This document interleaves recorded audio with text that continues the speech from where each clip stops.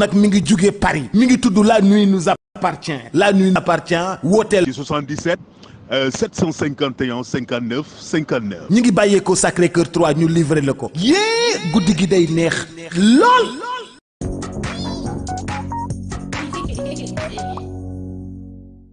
Ravi de nous retrouver, amis fidèles internautes, vous qui avez choisi de nous suivre partout à travers le monde sur la chaîne des grands événements VIP People TV, comme son nom l'indique, s'informer, juste c'est vrai. Mais dans l'en, ça y est, abonné, vous l'en faté, di buzz cloche de notification, bi ngir jot yeneen vidéo en exclusivité, ñom mbégte banner dellu soit tay en ce mercredi 14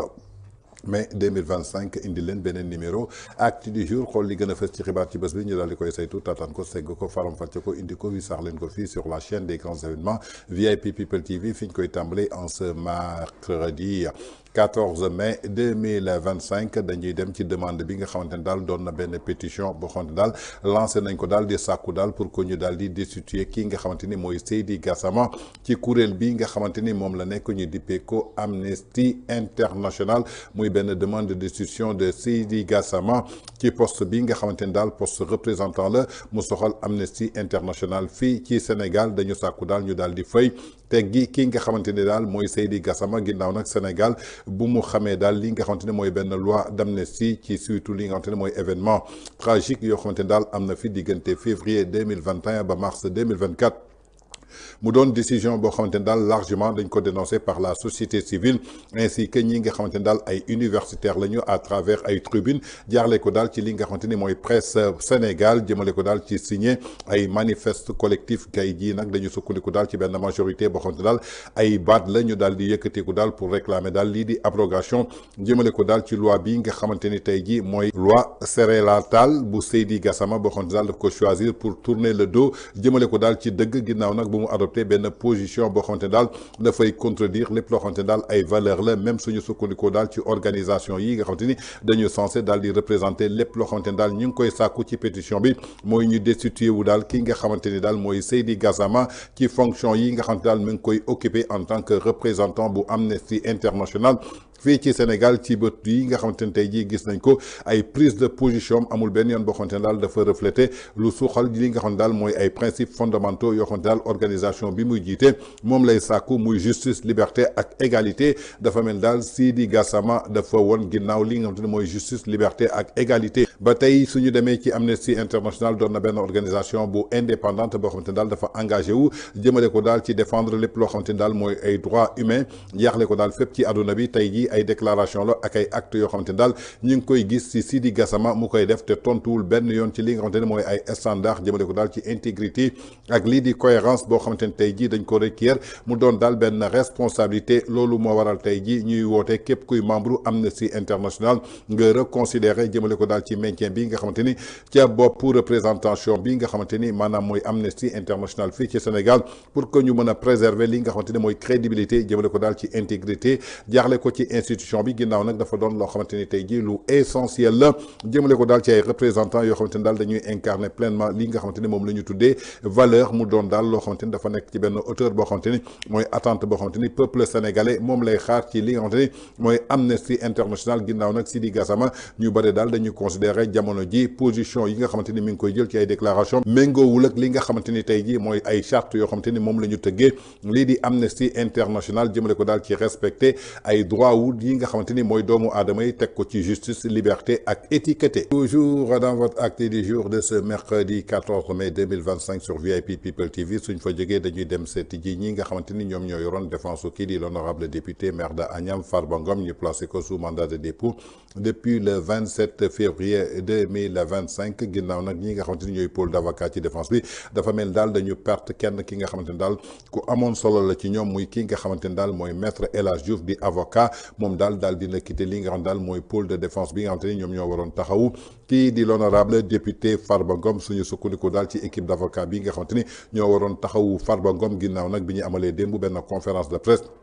muy talaata fukki fan ak ñett ci weeru mai 2025 jëmale ko daal ci benn point boo xamante ni dañu bëggoon def évolution jaaxle ko daal ci dossier judiciaire bi nga xamante ni moo impliqué kii di député maire bu Agnam di Farba Ngom ginnaaw nag bu mu doonee benn fait boo xamante ni daal dafa retenir attention yi mooy absence boo xamante ni daal dafa remarqué jëmale ko daal ci avocat bi di maître El Hadj Diouf bokkoon ci membre bi nga xamante ni mooy pôle boo xamante ni ñoom chargé woon pour défendre ki nga xamante ni mooy l'honorable député maire de Agnam Farba Ngom suñu sukkandikoo ci ay information yoo xamante ni daal ñu ngi ko rapporté par site bi di IGFM doon na daal benn absence boo xamante ni lu ko expliqué du dara lu dul retrait wu pur et simple ki nga xamante ni daal mooy avocat bi di maître El Hadj Diouf ci défense su Farba Ngom ginnaaw nag bañ ko contacté par média bi di IGFM El Hadj Diouf dafa confirmer que li nga xamante ni daal mooy démission am daal di évoqué nag lépp loo xamante ni daal ay convenance la personnel jëmale ko daal ci lépp loo xamante ni tey jii moo dox ci diggante ay détails ak ay raisons yu waral li nga xam ne daal mu quitté lii di pôle de défense bi nga xamante ni ñoo waroon défendre kii di l'honorable député Farba Ngom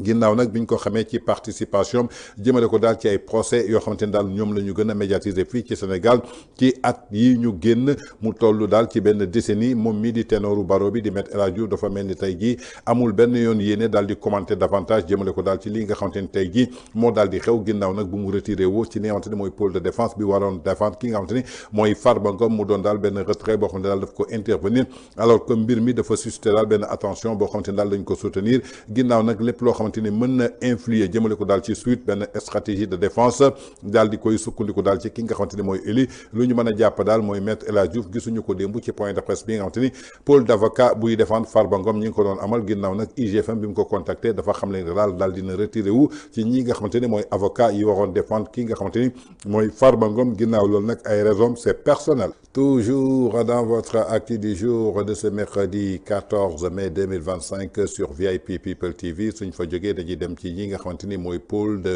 d'avocat bi nga xamante ni ñoom ñoo war a défendre kii di l'honorable député maire de Agnam Farba Ngom ñu toppee ko blanchiment de capitaux lu toll daal ci benn rapport CENTIF boo xamante ni daal génnoon na xayma ko ci 125 milliards placé ko sous mandat de dépôt ñii di pôle d'avocat am daal démb jàkkaarloo nañu taskatu xibaar yi nañu déglu ji vidéo yi dellu si. Mesdames, Messieurs, à la suite de mes confrères qui ont déjà suffisamment attiré l'attention sur les violations manifestes des droits de l'inculpé Farba Ngom, je voudrais juste vous partager avec vous cette réflexion d'un grand penseur qui disait « excès de justice est une injustice ». Moi, je m'empresse d'ajouter « excès d'injustice absolue est une injustice que nous devons combattre ». Ce qui se passe entre l'inculpation, je dois commencer d'ailleurs par la levée de l'immunité parlementaire du député Farba Ngom, jusqu'à son inculpation devant le juge d'instruction, et tout simplement, au regard des développements de mes excellents confrères, un simulacre, pour ne pas dire un faux semblant de justice. Parce que le plus grand criminel a quand même des droits. Le plus grand criminel, la loi, le code de procédure pénale, lui prévoit et aménage des droits de la défense. Au moins, la moindre des choses quand on est devant une justice, c'est de savoir pourquoi on est là, pourquoi on est arrêté, pourquoi on est poursuivi, pourquoi on est inculpé, pourquoi on décerne un mandat de dépôt. Malheureusement, on se rend compte que ce qui manque dans cette affaire, c'est vraiment en dehors des énumérations. Parce que c'est facile de prendre le code pénal, de lister des infractions. Tout le monde peut le faire, on n'a pas besoin d'être un magistrat pour le faire. Prendre les incriminations, prendre un papier et signer, on n'a pas besoin de faire 4 ans en faculté de droit. Parce qu'on doit faire les incriminations, les faits et les imputabilités. Mais malheureusement, les faits manquent. Les indices manquent dans ce dossier. Le droit en pleure. Parce que, comme ils l'ont dit, il y a une commande politique. Il faut avoir le courage de le dire. Commande politique enregistrée au niveau du parquet, du ministère de la Justice, mise en œuvre par le parquet. C'est pourquoi moi j'ai le courage de vous dire ici et maintenant, si demain, en l'état du dossier, Farba Ngom et Tahirou Sarr comparaissent devant un tribunal libre, indépendant, impartial, ils sont relaxés purement et simplement. Il y a l'ombre d'aucun doute. Un, ils sont poursuivis pour escroquerie, complicité d'escroquerie, détournement de deniers publics. Au moins, il faut au moins pour l'escroquerie 2 ou 3 éléments. Le faux, il est où dans ce dossier? Il est où le papier qui est caractérisé de faux, ayant permis de lever ses fonds? Il est où dans ce dossier? Il n'existe pas dans ce dossier. Il n'y a aucun papier qui a les vertus d'un faux dans ce dossier. Usage de faux. Parce que là, on l'enseigne aussi en licence, je pense. Licence ou deuxième année de droit pénal spécial. Où est la manœuvre frauduleuse? Qu'est-ce qui a permis à Farba Ngom et Tahirou Sarr de concert d'avoir l'argent? Si l'un n'est ni comptable, l'autre n'est ni un ordinateur de dépenses, comment ils ont fait? Comment ils ont fait pour prendre l'argent? C'est par magie, par miracle, par, je ne sais pas. Moi, je ne le connais pas, ces dons mystiques. Pour avoir l'argent du trésor comme ça dans un compte viré. Quelqu'un qui fait du blanchiment d'argent, est-ce qu'il a besoin de faire des virements, des opérations traçables? Non. Donc, rappelons-nous, à la suite de mes confrères, qu'ils sont poursuivis pour escroquerie sur deniers publics. Deniers publics, c'est l'argent de l'État. Le banquier de l'État, il s'appelle Trésor. Les règles, notamment le règlement sur la comptabilité publique, dit que pour sortir l'argent de l'État, il faut d'abord 2 administrations différentes, avec des statuts différents. L'une prend en charge la phase administrative, parce qu'il y a 2 phases dans la dépense publique, dans la chaîne de dépenses. Prend en charge la phase administrative qui va de l'engagement de la dépense jusqu'à la liquidation et le paiement et l'ordonnancement. Ça fait 3 étapes. On engage parce qu'on constate une créance de l'État. On liquide parce qu'on considère que la créance qui est déjà constatée est devenue exigible. On doit payer. Après, on ordonne, c'est ça l'ordonnancement. Au comptable public de payer, c'est la 3e étape. Liquidation, ordonnancement. C'est un service qui est là-bas, quelque part. Soit les ministères, soit c'est dans les services, soit c'est dans une agence publique, soit c'est dans l'agence judiciaire de l'État, etc., qui ont les qualités d'engager les dépenses. Après, à côté, il y a la phase comptable, qui est la 2e phase de l'opération de dépense. C'est un comptable public, on lui dit pour payer sur la base des engagements, il faut vérifier que ce que vous payez est dû par l'État. Il faut avoir les preuves que ce que vous payez est dû par l'État du Sénégal. Il vérifie, il engage sa responsabilité personnelle et les deniers publics de l'État pour accorder la dépense, donc pour procéder au paiement, qui est l'acte libératoire de l'État. Ni Tahirou Sarr, ni Farba Ngom ne sont des ordonnateurs dans cette affaire. Ils ne connaissent aucun ordonnateur. Le débat n'a sorti aucun nom d'un ordonnateur. À ce jour, aucun ordonnateur, aucun comptable public, aucune complicité établie, aucune relation établie entre Farba Ngom, Tahirou Sarr et un ordonnateur. Khana Djinele, qui a engagé, qui a ordonnancé, qui a liquidé, qui a payé. Farba n'a pas de cachet de l'État du Sénégal, n'a pas de mandat public, encore moins Tahirou Sarr. Il n'est pas notre client, mais on le défend parce que simplement, injustice. Faut me la faire que dans ko wara wane. Parce que deug nak alalu yalla ñun ñëpp ko bok. Dans ce cas, comment on peut dire qu'il y a quand même escroquerie? S'il n'y a pas escroquerie, il n'y a pas d'infraction, il n'y a pas une activité criminelle sous-jacente, on ne peut pas dire qu'il y a blanchiment d'argent. On ne peut pas dire qu'il y a blanchiment d'argent.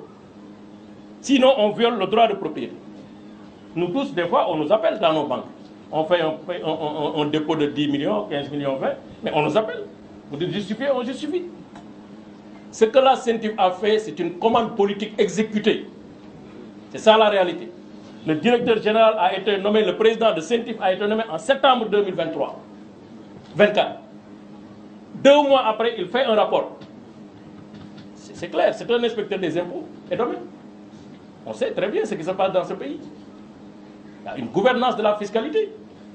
Il faut oser dire les choses et les nommer. Sinon, nous n'y sommes. Moi, je voudrais commencer par dire, et c'est ce que tout le monde a constaté dans ce pays, qu'il y a incontestablement une justice de vengeance qui est en cours. C'est ça la réalité. Vous savez, Farba Ngom et Tahirou Sarr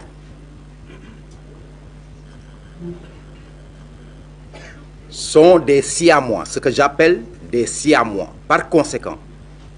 voilà 2 personnes qui doivent avoir le même destin judiciaire. Mais ce que nous avons constaté,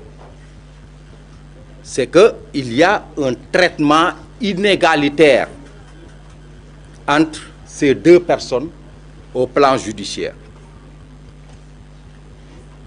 Mon confrère Baboukar Cissé l'a rappelé tout à l'heure. M. Ngom a offert un cautionnement portant sur des titres fonciers. Et ce cautionnement a été purement et simplement rejeté par le juge. Alors qu'il réunit toutes les conditions qui sont requises par la loi pour que le cautionnement puisse être accepté. Mais dans le même temps, comme vous le savez, l'offre de cautionnement qui a été faite par Tahirou Sarr, qui se trouve exactement dans la même situation que Farba Ngom, cette offre de cautionnement a été acceptée. Avec beaucoup de diligence d'ailleurs. Et d'ailleurs, ce cautionnement a été validé par la chambre d'accusation financière. Et que par conséquent, il y a, je l'ai dit tout à l'heure, un traitement inégalitaire entre 2 personnes qui sont embarquées dans la même procédure judiciaire. Et comme vous le savez, la première justice quand même, c'est l'égalité. À chaque fois que l'égalité entre 2 justiciables est rompue, c'est qu'il n'y a plus de justice. Mais le plus grave, à mon avis, c'est qu'à côté de ces violations, le juge d'instruction a pris une mesure conservatoire sur les titres fonciers que nous avions offerts au titre du cautionnement. C'est une violation flagrante des droits de Farba Ngom, n'est-ce pas, qui a le droit, ainsi que la loi lui autorise, qui a le droit de proposer un cautionnement portant sur des immeubles. Alors, quand le juge d'instruction, non seulement a commencé par rejeter le cautionnement qui a été offert, mais également a pris une mesure conservatoire pour empêcher Farba Ngom de réaliser un cautionnement lui permettant demain de recouvrir la liberté.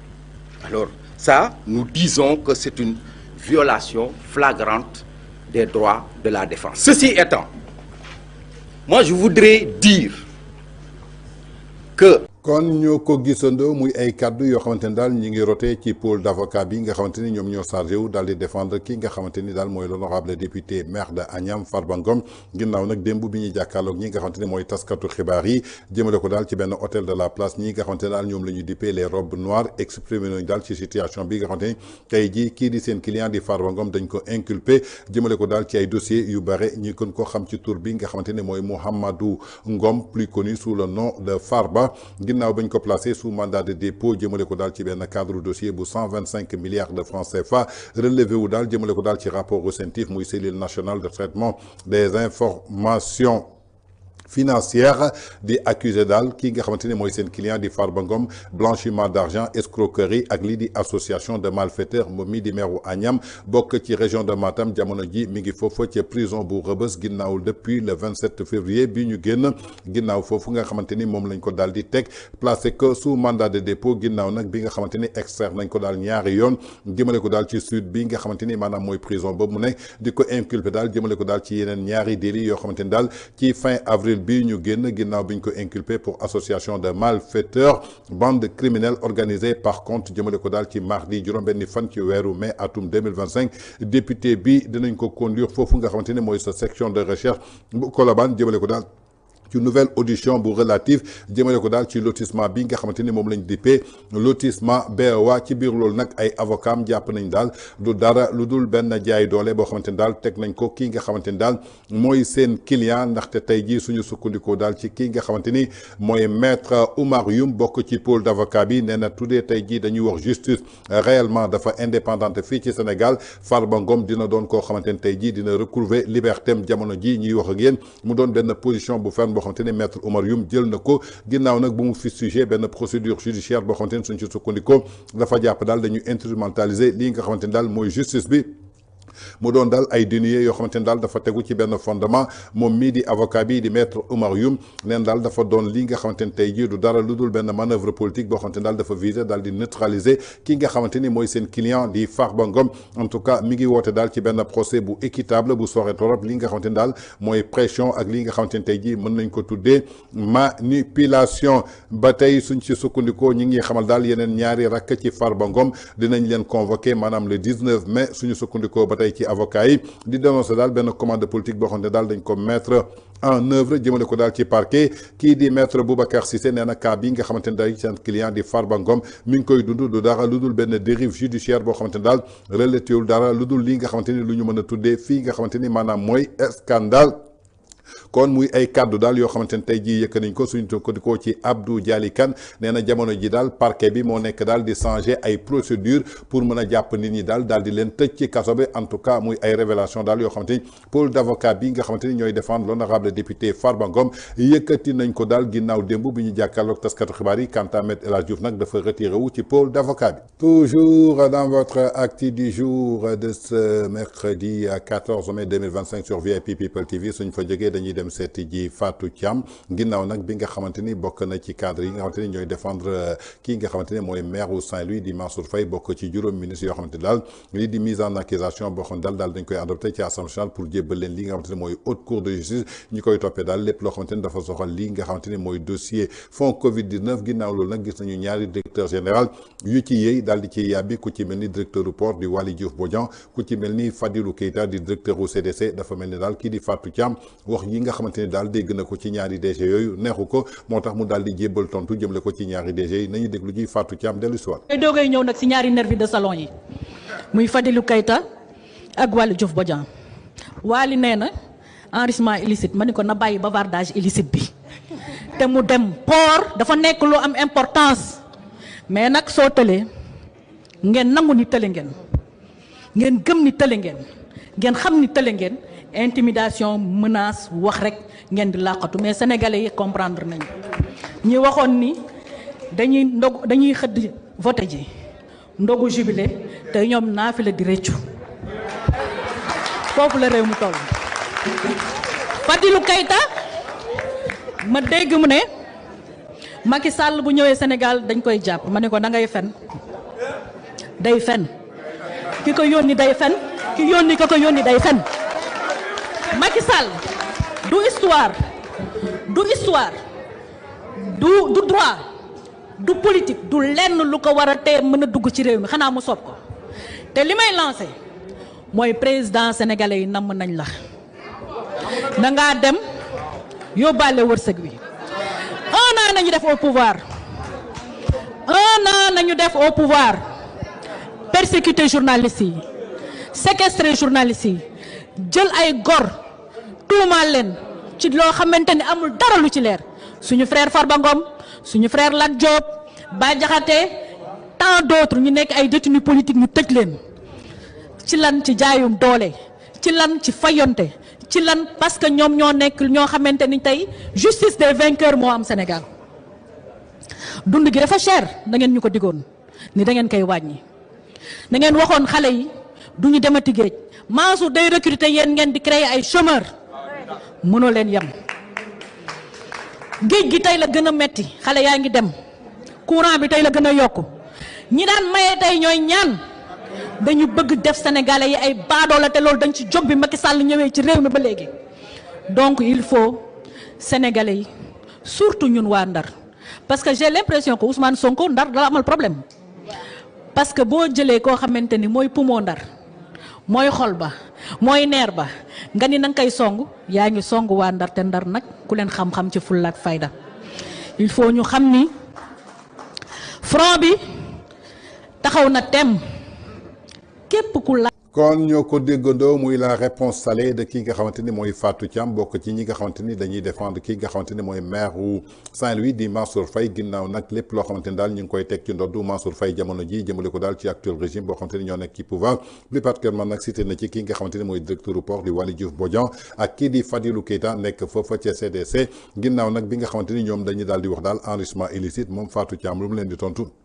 nañu bàyyi bavardage illicite bi ndaxte moom Fatou Thiam dafa jàpp ni que bañ leen fale pour que ñu régler li nga xamante ni maanaam mooy jafe-jafe askan bi boobu ba tey defuñu fi dara lu dul nekk di bavarder di wax guddeeg bëccëg te bavardage boobu dafa illicite amulul njëriñ benn yoon askan bi dañ leen dénk li nga xamante ni tey jii moo ëpp solo ci Sénégal muy port autonome de Dakar ko ci mel ni Waly Diouf Bodian fi nga xamante ni daal tey jii mën nañ jàpp daal port moo représenté 30% économie du Sénégal depuis ba mu nekkee ca bopp ba lii di chiffre d'affaires bi dafa nekk di daanu rek lu ko waral nag ndaxte au lieu que mu liggéey waaye mi ngi ci benn bavardage boo xamante ne bu illicite la dañ leen dénk réew mi ginnaaw nag bi ñuy diggee woon Sénégal dinañu soppi réew mi 1 an lañ fi def ni nekk fii di persécuter képp koo xamante ne yaa ngi liggéey secteur u BTP bi lii di journalistes yi ñu leen di persécuter ay maison de presse ñi leen di daal di tëj ñi nga xamante ni mooy jeunes yi nga xamante ne amoon nañu liggéey ci ndoddu Macky Sall ñu daal leen réduire au chômage yaakaar naa ni tey jii ci loolu la ñu war a gën a préoccupé wu ka nekk fii di wax ay waxu enrichissement illicite. Toujours dans votre acte du jour de ce 14 mai 2025 sur VIP People TV suñ fa jógee dañuy dem fële ca plateau Jàkkaarloo TFM ginnaaw nag Fatou Thiam nee na nañu bàyyee bavardage illicite yi kii di Bouba Ndour bokk ci plateau Jàkkaarloo yëkkati na yeeyaa bi jëmal ko daal ci situation actuelle boo xamante ni ñu ngi koy dund fii ci Sénégal ginnaaw nag bi ñuy changé régime depuis le 2 avril 2024 kii di président de la République Bassirou Diomaye Faye nekk ci bopp réewu Sénégal lan la war a concentré wu nañu déglu ñu Bouba Ndour dellu soit Bassirou Diomaye Faye moom mooy mu unir ce pays là dans la division dëkk bi du dox dañu fal président mu discours ñëpp dégg mu ne je veux être le président de tous les Sénégalais action nag speaks louder than words ci action sa njaboot ak sunu njaboot ak ñëpp yaa leen jiite yaay suñu président de la République kenn yéenewul la lu bon kenn yéenewul mu am échec mais dëggantaan kenn mënul fexe ba nit bu amee xalaatam du ko wax dans le comme li ma daan wax dans le respect mutuel il peut se passer des choses ñu waxtaanee ko passer à autre chose mais nit ñi moom du ñu noppi amul live amul menace amul dara les gens ils vont continuer à dire li nga tey jii kii wax li nga xam ne arrangé wu la démb peut-être da doon wax moo tax bugguma kenn ku ma tagg man parce que ku la tagg tey bu subaa boo waxee boo waxul lu ko arrangé mu kii la sénégalais yi ñoo ñuy déglu te ñooy jugé merci léegi nag. kon ñoo ko déggandoo muy kàddu yoo xamante ne mi ngi rotee ci làmmiñu Bouba Ndour nekk chroniqueur foofa ca plateau Jàkkaarloo ba nekk ca TFM ginnaaw nag bi nga xamante ni ay jii gis nañu réew mi daal dafa nekk ci division ci pëccoxoo ci xiiroo ak ŋaayoo mi ngi woo daal kii nga xamante ne mooy le président de la République di Bassirou Diomaye Faye pour que mu éviter division bi nga xamante ne mi ngi am ci nit ñi mu woote li nga xamante ni maanaam mooy ñu booloo doon benn liggéey Sénégal ndaxte ci division dëkk bi du dox jamono jii nag dañuy toll ci benn situation boo xamante ni moom président moom donc moo war a dox ci loolu woote li nga xamante ne mooy cohésion nationale cohésion sociale ñu bokk bàyyi xiiroo ngaayo bàyyi dëmmante bi bàyyi xastante bi xarabante bi nga xamante ni ñu ngi koy gis souvent ci ñenn ñi ginnaaw loolu nag kenn mënul tere kenn wax nit ku dafay wax xalaatam liberté d'expression lañ nekk réewu démocratie lañ nekk loolu rek moo mën a doxal réew mi yaakaar naa ni tey ji lii ñuy gis ci réew mi maanaam muy xàcc ko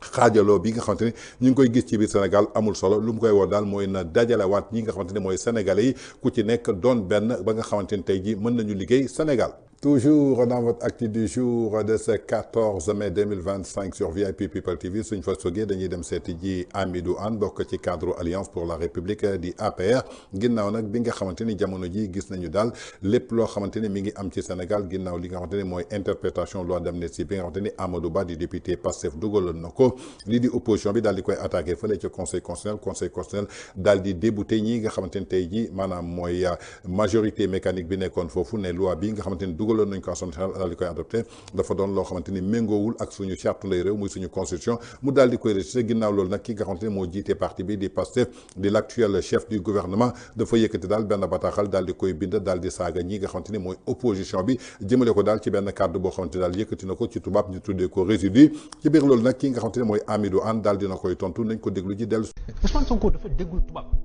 moo day dégg ay mots di ko répété. non mais c'est vrai non man parfois j'ai même un a priori de bonne foi. pour man xamul li muy wax xamul résidu mooy lan dafay dégg ay mots mu ñëw di ko répété mais xamul mooy lan résidu kenn du ko wax. premier ministre du wax résidu kilifa du wax résidu ku am njaboot yu lay seetaan ci télé du wax résidu ce n'est pas sérieux ce n'est pas sain et ce n'est pas bien et puis mënoo ñëw ne nit mbalit la résidu la ba pare nga ne damay dialogue ak moom. et puis autre chose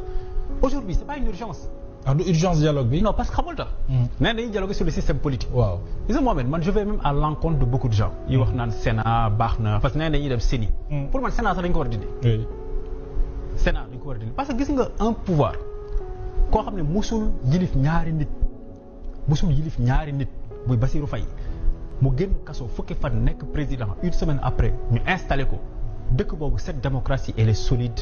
Elle est résiliente, elle est presque à la limite de la perfection. dafa am nag ñoo xam ne moom la Yoro Dia wooye les rentiers de la tension ils vivent de ça bëgguñu Sénégal am jàmm mooy genre Alioune Tine yeeg classe googu ñoom ils adorent ça problème amul sax dinañ tëdd inventé ko pour mën a waxtaan on n'a pas besoin de discuter on n'a pas besoin de dialoguer sur le système politique parce que koo xam ne musul yilif ñaari nit Sénégal fal na ko. koo xam ne musul yilif ñaari nit aujourd'hui il est président de l'Assemblée nationale. koo xam ne c'est quasiment un semi-analphabète il est président de l'Assemblée nationale. ce système bi mën a def loolu un système qui peut élire n'importe qui est solide et puissant li am solo tey jii mooy nañu wax ci xale yi nga xam ne ni dañ ñàkk seen liggéey ñu dàq leen ci ay caaxaan. le port de Dakar qui est dans une situation catastrophique ba sax mën a générer des dangers parce que Maroc récemment def na benn forum woo ne ubbi na nee na les pays de l'AES pour ñu ñëw foofu. Togo nee na sax day dem dugg AES parce que Togo am na port yooyu ñooy les urgences du pays. quand même alors. kon yaakaar naa ni ñoo ko déggandoo muy tontu bi nga xamante ni kii di Hamidou Hann bokk ci cadre ñi nga xamante ni ñoo nekk ci Alliance pour la République di APR daal dina tontu daal kii nga xamante ni mooy leader u parti Pastef jiite suñu gouvernement ginnaaw nag ci bataaxal bi nga xam ne daal génne woon na ko daal di koy jagleel ñi nga xamante ni mooy opposition bi ñoom opposition bi jàpp ni que daal daf leen saaga ndaxte benn baat la indi maanaam ñu jëlee ko ci tubaab ñu tuddee ko résidu moom Hamidou Hann nee na kii wax loolu maanaam déggul tubaab day dégg ay mots rek du xam ci ban sens lañ koy utiliser daal mu daal di koy wax tey wax ji nga xamante ni wax na ko muy résidu un premier ministre du ko wax kilifa du ko wax responsable du ko wax donc dafa bàyyi war a bàyyi loolu tey jii li nga xamante nag dafa jëm ci wàllu dialogue bi nga xamante ni ñu ngi koy wootee jàpp nañ daal du urgence ndaxte réew mi amul benn problème boo xamante ni problème politique la système politique bi nga xamante ni tey jii ñu ngi koy dund ci Sénégal bokk na ci système boo xamante ni moo gën a dëgër moo gën a stable tey benn problème la ñu am muy ay problèmes sociétaux comme ni ko Bouba Ndour waxee daal di dajal waa Sénégalais yi ñu doon benn bàyyi accusation yi bàyyi chasse aux sorcières bi jublu ci reddition des comptes à la place de lii nga xamante ni mooy règlement de compte boo xamante ni daal nemmeeku nañ ko mu doon daal benn raclé boo xamante ni daal kii di Hamidou Hann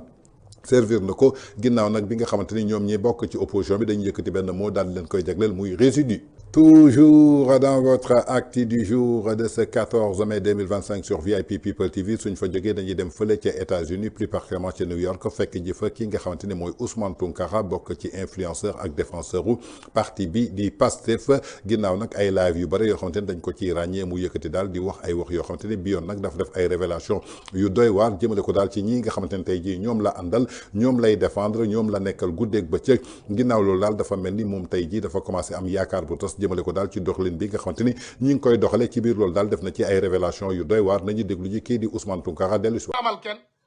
lu dul xuutare sol seeni kaftaan ak guuxi lex kenn ku ne jël na ci 10 kilos bi mu ñëwee léegi vous avez pris poids kenn ku ne jël na 10 kilos bi mu ñëwee léegi dem leen taxaw leen ci kaw balance seen xel dal na mais où sont les jeunes ils souffrent toujours Azoura bu jëlul téléphone am bi daw wax dara ku waxul scandale sax kenn dootu la faale il faut nga def toj-toj pour nit ñi sax faale la ne la waaw bàyyil bul def toj-toj tegal ci suuf waaw grand tegal ci suuf lépp baax na voilà on va régler. Arrêtez avec ça travaillons pour ce peuple bu ma génnaatee nag dinaa toj dëkk bi man wax naa leen nee naa leen man mën naa yëngal Sénégal à tout moment. À tout moment mën a yëngal Sénégal bu ma génnaatee dinaa yëngal dëkk bi bu ma génnaatee je vais secouer la République su ma leen ko waxee rek gëm leen à partir de maintenant désormais man benn carte la am te Ousmane Sonko laa koy sànnil Bassirou Diomaye Diakhar Faye laa ko sànnil 2024 parce que Ousmane Sonko n'était pas candidat mais en 2029 incha allahu rabbi on le fera candidat et moi je vais voter pour lui man moom lay voter parce que lii ma gis nii ça ne va pas ça fait mal xale yëpp a ngi dema xale yëpp a ngi gàddaay récupération politique bi ngeen gis tey est-ce que mas ngeen ko gis xool leen tey ay opposants yu jóge fële ay nit yoo xam ne tekki wuñu dara ci Sénégal teg seen ay koppati seen diggu bopp yi daagare ba justice ne ñoom dañu ñëw soutenir Azoura Fall ngeen defee ne ñooñu Azoura Fall lañ ñëw supporté déedéet récupération politique la ñuy def c'est de la récupération politique xam nañu ne xale yi mer nañu xam nañu ne xol yëpp yéeg nañu fi mu ne léegi ñuy récupérer xam nga man ñaata nit ñoo may woo par jour ah jàppale ma grand man de fii laay laaj man de réew mi laa bëgg man de boo ma jàppalee du mel ni ñële da nga may wax rek ñaata nga soxla je mets l'argent sur la table on travaille ensemble lii lañ may wax man chaque jour on me fait des offres chaque jour ñu defal ma offre boo leen ma gëmul man nag lépp lu xew damay garder ay photos man lépp j'ai les photos comme preuve j'ai les conversations yépp mi ngi ma yor ay nit approché ñu bis bu ne waaw jàppale ma xam nga sa ñii duñu dem jàppale ma man du ma def ni ñoom je vais investir man dinaa def jox la loo leen bëgg ñu teg ci sur la table on réew banditisme moo koy yor monsieur le président réew caay-caay moo koy yor délinquance moo yor réew nit ku normal ku jub ku yaru ku ne tekk mënta yor réew kooku daara nga ko war a jox mu dem yori daara bi lijjanti ko mais réew caay-caay moo koy yor il faut être un voyou un mécréant ku dëgër xol nga jàpp leen di leen ñuul si biir kaso bi di leen tëj sànni caabi ji tëj sànni caabi nga ne patt bàyyi leen ci biir kon ñoo ko déggandoo muy ay kàddu yoo xamante ne daal mi ngi rotee ci kii nga xamante ne mooy activiste bi di Ousmane Tounkara nekk foofa ca New York plus particulièrement aux États-Unis bokk ci défenseur u projet bi di Pastef ginnaaw nag bi nga xamante ni ñii nga xamante ni ñoom la doon défendre xeexal leen ba ñuy egsi au pouvoir ginnaaw loolu nag def nañu at ak weer ci bopp réew mi mais dafa mel daal yaakaaram moo tas nee na amuluñu njëriñ benn yoon askan bi amul dara loo xamante ni tey jii ñi ngi koy def nekkeew ñu fi dara lu dul di soli ay xaftaan di guuxali leex ndaxte koo ci gis ci ñoom fukki weer ci ginnaaw tey jii yokku nga 10 kilos di guuxali ay leex alors que du loolu lañ leen fi tege woon faalewuñu kenn jamono jii moom fi mu toll nii bi ñu demee ba xam ne ni que daal dem nañu dos au mur mënatuñu ñëpp mer nañu ci saa si moom jamono ji ay DG saa yu ñu xëyee dañ koy woo di ko naan dimbale ñu defal ñu lii nangam sangam alors que du loolu moo taxoon ñu fal leen waaye kaddu yi mu ci teg moo gën a garaaw nee na réew tey jii du tekk ak tey moo koy yor réew banditisme moo koy yor caay-caay moo koy yor da nga war a jàpp nit ñi di tëj ku def nangam sangam nga daal di koy tëj mu doon nag loo xamante ni par rapport ak kaddu yooyu dafa mel ni lu contraire ak tey jii li nga xamante ni moom la doon défendre démb waxte ku nekk xam na ko da doon saaga Macky Sall jëmale ko ci tey jii li mu koy jiiñ dafa mel ni moom li mu doon jiiñ Macky Sall nee na loolu mooy yor réew su dee loolu la lu tax démb mu doon jiiñ Macky Sall ni que banditisme lay jaay di jàpp nit ñi di tëj di tijji alors que tey jii moom mi ngi koy digal ñi fi nekk dafa mel ni loolu dafa mel ni benn dictature boo xamante ni bu rampante la bëgg a indi ci biir réew mi en tout cas mu doon daal benn incohérence ci kàddoom ndaxte démb bu muy saaga président Macky Sall di saaga ñi fi nekk di défendre li nga xamante ne mooy parti bi di Pastef da doon naan Macky Sall caay-caay ak banditisme la bëgg a yore réew mi ku wax mu daal di lay tëj donc loolu teguñu ko ci yoon foog ñu dégager ko kon tey su ko bëggee digal ñi nga xamante ni tey jii moo fi nekk lu tax mu ko doon teree démb Macky Sall mu bëgg ko digal ñi donc foofu day am incohérence en tout cas daal ñi nga xamante ni tey jii ñoo nekk ci bopp réew mi moom Ousmane Tounkara dànkaafu na leen ni mu defoon daal ba jëlee fi Macky Sall suñu sàggadee ñoom suñu continuer nii daal en tout cas ay menaces la gën a nuróol daal jàppale ni que daal ñoom it danañ leen fi jëlee ndaxte 2029 mi ngi ñëw te élection dafay daal di am tey jii nu ñu xeexee woon Macky Sall noonu lañ leen di xeexee en tout cas dafa mel daal kuy menacer l'actuel régime. Toujours dans votre acte du jour de ce mercredi 14 mai 2025 sur VIP People TV suñu jógee foofa ca Ousmane Tounkara dañuy ñëw ci ki nga xamante ni mooy Cheikh Thiam l'ambassadeur du président mouvement Ma Réew 3D nekkoon foofa ca New York réewam jaral ko moo tax mu ñibbi si toog fii pour di occuper li nga xamante ne mooy benn place daal di xeex lépp loo xamante ni moom jàpp ni que daal d'accordul ak loolu et que du gës-gis boo xamante ni tey jii mooy développer Sénégal ci biir loolu nag Cheikh Thiam def na ay révélation yu doy waar nañ ko déglu ci dellu. régime bi fi nekk dama leen xeex ba ñu jógee fi yéen laa gën a contre parce que comme ni nga ko waxee damaa xam ne ñoom duñ fi def dara léegi suñu toogee ñoom nañu wax ñoom li ñuy def ci naka ma bàyyi leen ñu laaj ma man li may def li tax ànduma ak ñoom te su ma ñëwee nan laay def li may def ci naka ñoom fi ñu njëkk a tàmbalee comme ni mu ko waxee Ousmane Sonko dafa am ñu ko topp mu ñëw ñu nekk ci kujje gi am fit lu ne ñu koy wax ñu bàyyi leen ci parce que y avait de la démocratie y avait un homme d'État dans ce pays et ñoom loolu ñu jëlee réew mi Ousmane Sonko nee na loolu ça ne va pas exister dans ce pays parce que nee na léegi ñiy toog ci plateau yi moom wax na ko di wax dañ leen di balayer ça veut dire que am na ñoo xam ne amatuñu droit toog ci plateau yi wax seen xalaat am yow jubloo ci loolu. non bësul wax loolu. d'accord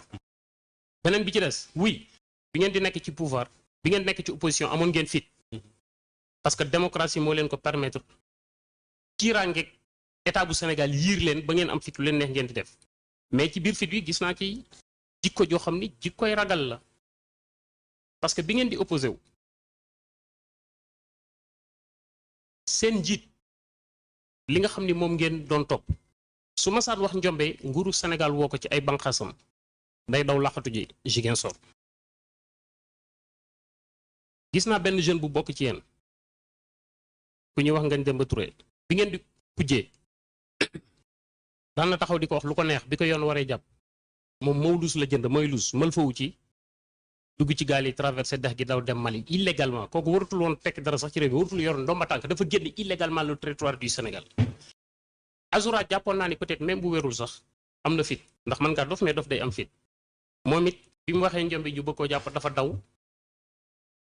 bañ koy rëbb ci biir Sénégal ba jàpp ko indi donc mën naa am ngeen xam-xam mais xam-xam bu àndut ak fit du jàll.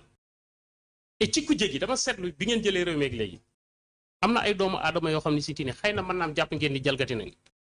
waaye d'accord wu ñu ak yéen kuñ ci woo da ngay wuy ji ñu commencé ko ci Lat Diop min njëkk a jàpp ci kaso bi dañ ko convoqué mu dem wuy ji ñu jàpp Moustapha Diakhaté ñu convoqué ko mu dem wuy ji ñu jàpp ko waa ji beneen bet ci Bah Diakhaté ñu convoqué ko mu dem wuy ji ñu jàpp ko man ñu convoqué ma dem wuy ji ñu jàpp ma Badara Gadiaga France la nekk di suivre club am mu war a finalu Ligue des Champions pendant 2 mois la waroon a toog France mais bi mu déggee rumeuru convocation da ko faa bàyyi ñibbi si pour buñ ko convoqué mu ñëw wuy ji boo leen koy jàpp ngeen jàpp ko mais pourquoi ngeen di daw man sama problème mooy daw yi te beneen bi ci topp nee na justice bi baax na y a 2 poids 2 mesures am na ay xale yoo xam ne jàpp nañ leen yóbbu leen instruction automatiquement sur le plan politique si même cas bi la ñuy jàppee Azoura Fall Azoura tey lañ ko jàpp audition bi maanaam jeexagut ñu ne léegi dañ koy jébbal procureur suba wala dañ koy jébbal le juge ça veut dire que instruction moom ci flagrant délit lañ koy yóbbu juge ko automatiquement ci moment boo xam ne Abdou Nguer yéen a ngi ko jàpp ci loo xam ni li mu wax moo gën a ñàkk fayda fuufin doon leen li Azoura Fall wax ngeen ba ko téye foofu peut-être da ngeen koy denc 2 mois bon fooy naa ci weer yi béy weewu béy comme Azura xam nga moom dafa jege gars yi te gars yi ñeent lañ yoo xam ni saa yu ñu liggéey ba ci benn bureau la ñuy toog di waxtaanee li ñu war a def ci Sénégal comme man biñ may jàpp rek noonu lañ ko waxee ci benn groupe WhatsApp ni ce garçon impoli de Touba va recevoir sa plainte demain matin. moo tax naar bu ndaw lu mu wax ci bu mag ba la ko jëlee li ñuy wax ni yëpp ci gars yi lañ ko déggee dégg naa ñu ne dinañ jàpp diw dinañ jàppaat diw man mi dinañ ma jàpp te buñ ma jàppee dañ may dugal ci kaso bi pendant 9 mois d'abord avant ñu may déglu. waaw mais loolu la ñu waxaat dégg naa ko. maanaam c'est extrêmement grave ce qui se passe dans ce pays et soo dégloo waa Pastef toog di wax. dégg naa ils sont non mais tudduma turu kenn dégg naa ko comme ni ma déggoon bële rek bële wax nañ ma ko avant ñuy ñëw sama kër. yaa ngi dégg est-ce que dañ leen a jox réew mi pour ngeen di menacer nit ñi wala ngeen di adorer benn doomu aadama wala ngeen di tëkku nit ñi wala pour ngeen defar réew mi saa waay réew mi mu ngi ci situation yu catastrophique ci wàllu économie. xam nga Sénégal dafa nekkoon ci ñetti état bu vie sociale bu ñu amoon économiquement dafa am sénégalais bu doon dund nga xam ni il était à l'abri du besoin mën na jaar ci diine mën na jaar ci culture wala sport wala politique am sénégalais yoo xam ne dañoo stable am sénégalais yoo xam ne ñu ngi woon ci digg bi doon dund seen dund correctement am seeni salaire di dundal seen njaboot yor seeni kër li ñu am ñu doyloo ko mais di dund bu paisible am sénégalais bu ne ci suuf nag nga xam ni dund gu déggan lay dund mais ñoom dañoo mélanger dañoo ñangami lépp dañuy ñëw nii noonu ñi nekkoon ci kaw di dund gu jàkk comme ñun am nañu problème mu démarrage il faut ñu wax sénégalais yéen a sàcc alal ji ñuy jàpp nit ñi di tëj ñi nekkoon ci digg bi daan dund bu stable nga xam ni amoon nañ seen salaire am seen kër di dundal seen njaboot yem ci seen jàmm nekk ci ñu ñëw ni leen yéen da ngeen di fekk si ñi ci suuf moom ñun leen da ngeen di dee mooy joxe commencé di joxal sekalu dëgëraayu économie wu réew mi bi nga gis soo xoolee restaurant yu baax yi ci réew mi restaurant 5 étoiles yi wala nga dem ci restaurant yu luxe yi nekk ci biir hôtel yu baax yi ci réew mi week-end bi da nga daan gis benn restaurant boo xam ni ci wàllu boisson rek day def plus de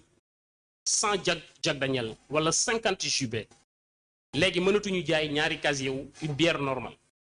restaurant yi ci bedd yi nga xam ni restaurant deuxième classe da nga ci daan gis ku daan def ay 70 plats par jour 80 plats par jour léegi gars yi mënatuñu jaay 30 plats par jour. kon ñoo ko déggandoo mooy ay révélation explosive yoo xamante ni moom l'ambassadeur Cheikh Thiam président mouvement Ma Réew 3D daal dina koy def ginnaaw nag bi nga xamante ni jàpp na ni que daal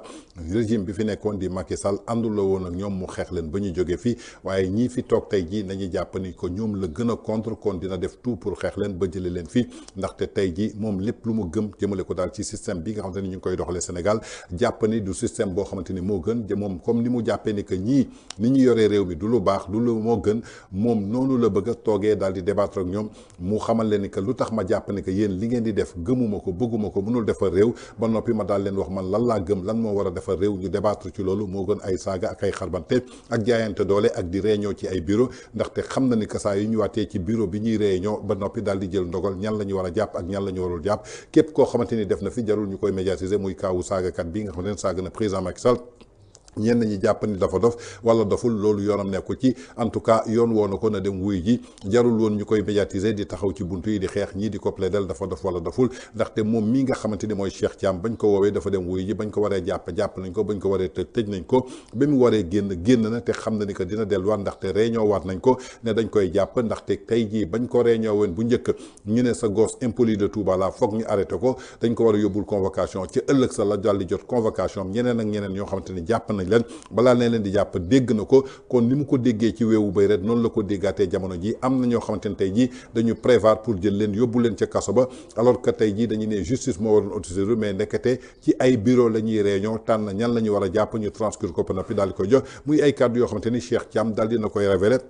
ginnaaw nag ñëpp ñoo xamante ni woon nañ leen fii muy Abdou Nguer bañ ko woowee woon nañ ko bañ ko waree jàpp nañ ko Ardo Ñing pareil Abdoulaye Ndiaye pareil kii nga xamante ni mooy Moustapha Diakhaté pareil kii di Lat Diop pareil donc je crois que réew noonu lay doxee waaye tey jii li ñu gis ni ku ci nekk daal na jàpp ni que daal yaa ngi ci xottu nen ndaxte képp koo xamante ni yaa ngi leen di déranger te voix discordante nga jàpp ni ji jàppal ni que dañ lay réunion ba noppi soo sàggane dañ lay jàpp ndaxte Cheikh Thiam nen lu tax mu gëm loolu ndaxte yuñ ko mas a wax yëpp gis nañu ñooñu ñu daal leen jàpp kon donc mi ngi waajal boppam xam na ni que bés a ngi ci bés yi dinañ ko jàpp kon nag tey jii suñuy wax justice ak indépendance ak étiqueté ak transparence yaakaar naa ni ki ñu war a jàpp da nga war a bàyyi ba mu def waaye nit koo xamante ne tey jii mi ngi wax xalaatam di wax soxlam soo ko bëggee contredire indil ay argument ngeen débattre ci argument je crois que loolu moo ëpp solo mu doon les révélations explosives yoo xamante ni l'ambassadeur Cheikh Thiam yëkkati na ko. Toujours dans votre acte du jour de ce 14 mai 2025 sur VIP People TV ginnaaw nag bi nga xamante ni régime bi fi nekk bi ñu nekkee ci opposition dañuy àndoon ak seen i ay imam ànd ak seen i ay nit ak ay ONG doon xeex li nga xamante ni mooy borom ñaari tur yi ginnaaw nag mbir la boo xamante ni tey jii dañ ko condamné woon fii nga xamante ni mooy si Sénégal képp koo xamante ni jàpp nañu ngay def acte contre nature wala góor a góor di sëy wala jigéen ak jigéen di sëy yoon dafa lay daal di daan ci régime président Macky Sall mais teewul woon ñi nga xamante ni ñoo nekkoon ci opposition bi dañu daal di taxaw daal di koy xeexee kii di président Macky Sall jàppante ni que daal ñoom Macky Sall daf ko bëgg daganal fii ci Sénégal yombal ko pour propager ko daal di koy lawal ginnaaw loolu nag ñi gisoon ay oustaz ay imam ñoo xamante ni dañ doon nekk ci plateau yi partout di yuuxu di critiquer bay def ay rassemblement dem ci jumaa yi di ko xutba lan moo waral tey jii bi nga xamante ni ñi fi nekkoon ci opposition bi doon ko xeexee ne bés bu ñu leen falee ci bopp réew mi lu ñuy njëkk a def maanaam gën a dëgëral loi bi nga xamante ni fekk nañ ko fi dañ koy jëlee ci délit daal di koy yóbbu ci criminaliser comme lu ñu criminaliser viol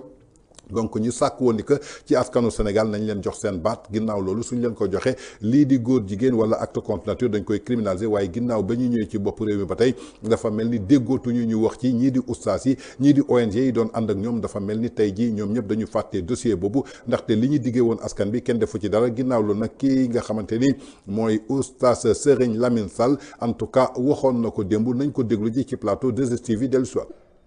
parce que man damaa bëgg waa LGBT. nam bone woon. ba léegi mi ngi bon. ah góor jigéen waaw loolu kay baaxul. waaw ba léegi mi ngi bon. waaw. nag état bi. lam waxoon ci article 319. ni tere nañ maanaam condamné nañ. koo xam ne si dafa def acte contre nature. bien sûr ak koo xam ni dafa jëflanteeg kum bokkal même sexe. oui c'est clair loolu leer na. teg nañ ko ay ñi ngi leen di xamal ni. di wax waa assemblée ba léegi loolu état bi mi ngi koy teg di ko gën a dëgëral la yàlla waxoon ni l'islam wax ni góor jigéen dañ koo war a rey reyin wa gën a metti ci reyin yi ba léegi mi ngi am du changé na góor jigéen araama woon nga xam ne ña ko doon def yàlla dafa ni jibril wëlbati suuf si la féere wan kaw faree suuf loola ba léegi mi ngi bon waa mais sëñ Maodo ñi ci daan xutba seen xutba ya ak ci def ay plateau télévision ak di ci dajale ay mbooloo ñooñu anañu parce que gannaaw élection yi déggatuma kenn wax ci dara te dañoo war a continuer di ko wax nag dañoo war a continuer di fàttali nit ñi ni waa LGBT seen décision seen li nga xam ne moom lañu doxal ñoom lañu bëgg a doxal ci réew mi du ko mës a nangu président de la République lan la wax keroog ci Genève daje Genève ba. waaw dañu koy ku ko fi signé da nga am problème. dañu ni réew ya fa daje woon yëpp. d'accord nañ pour signer ba mu des Sénégal ak Libye. waaw Sénégal ak Libye waaw man loola ba léegi maa ngi xamal mbokk yi loola ba léegi bi nga am di xamal waa assemblée maanaam luñ fi mën a indi mooy daanum góor jigéen moom